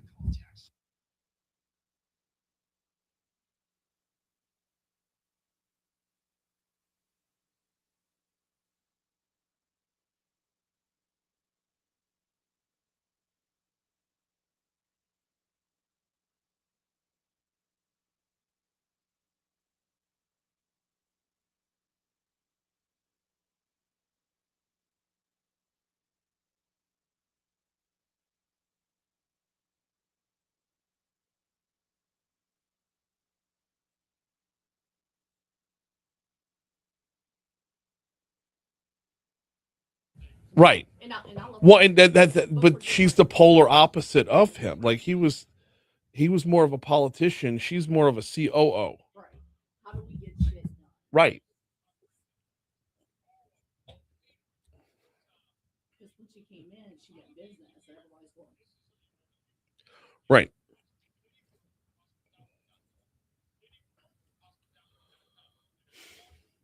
You know what called off the dogs for me? When she said they're already more than halfway done. That's where you realize the headline was way splashier than the implementation. Here's another kicker for you. So when she came in, and I forget what it was, and you might have heard the story already. It was something with park ops. Long story short, they've been having some grass area or whatever that had to be like overgrowth, and it Yeah. was like a backhoe or something to be able to get it done. Like it wasn't just like weeds. Yeah. She went out to that certain part. I forget what it was.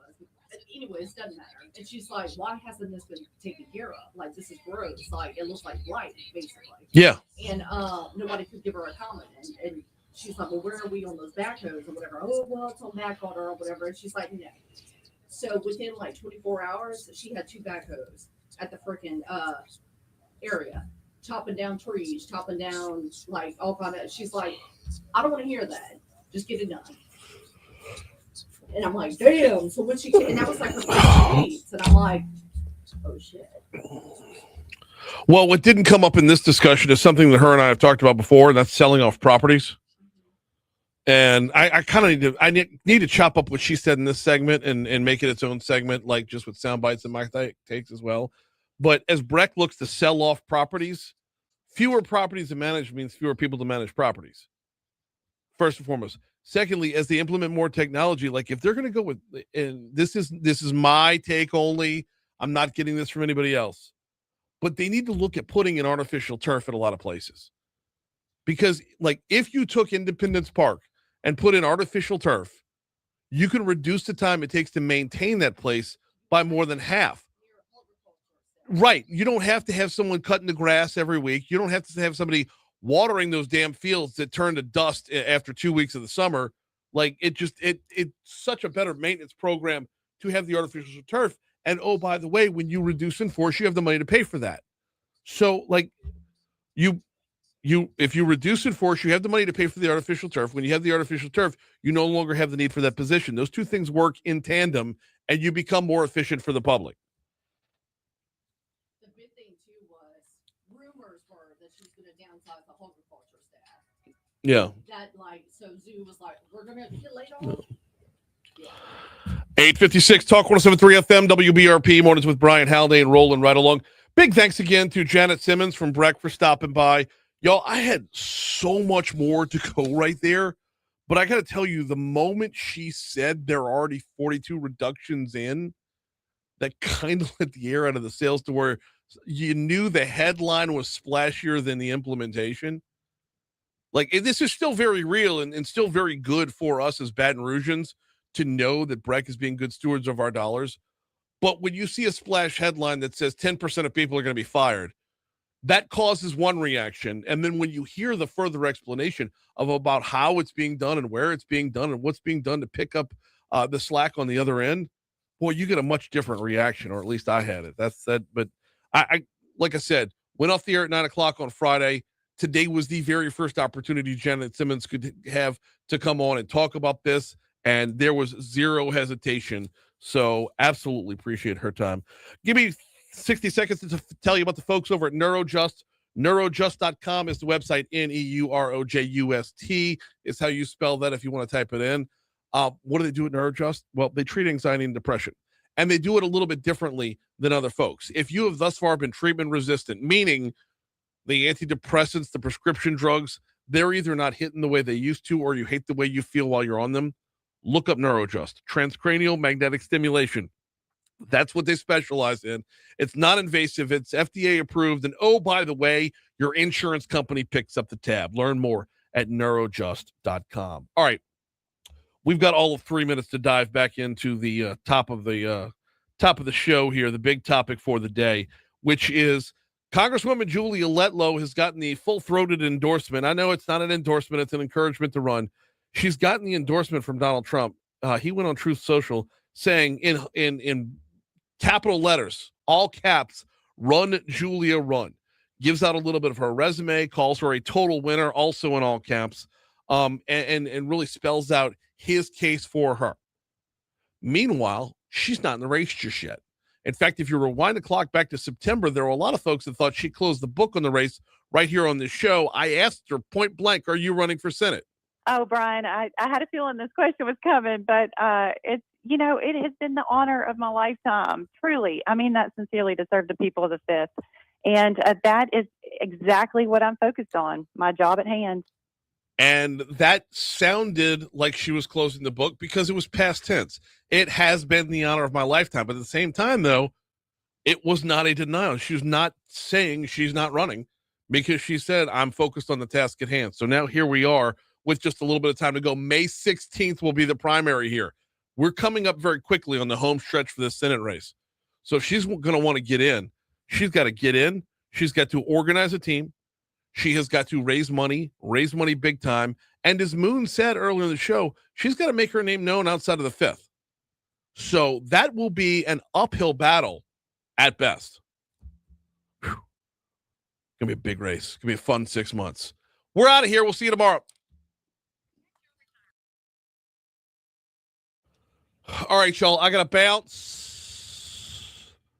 We will see y'all tomorrow live from the Greater Baton Rouge Food Bank.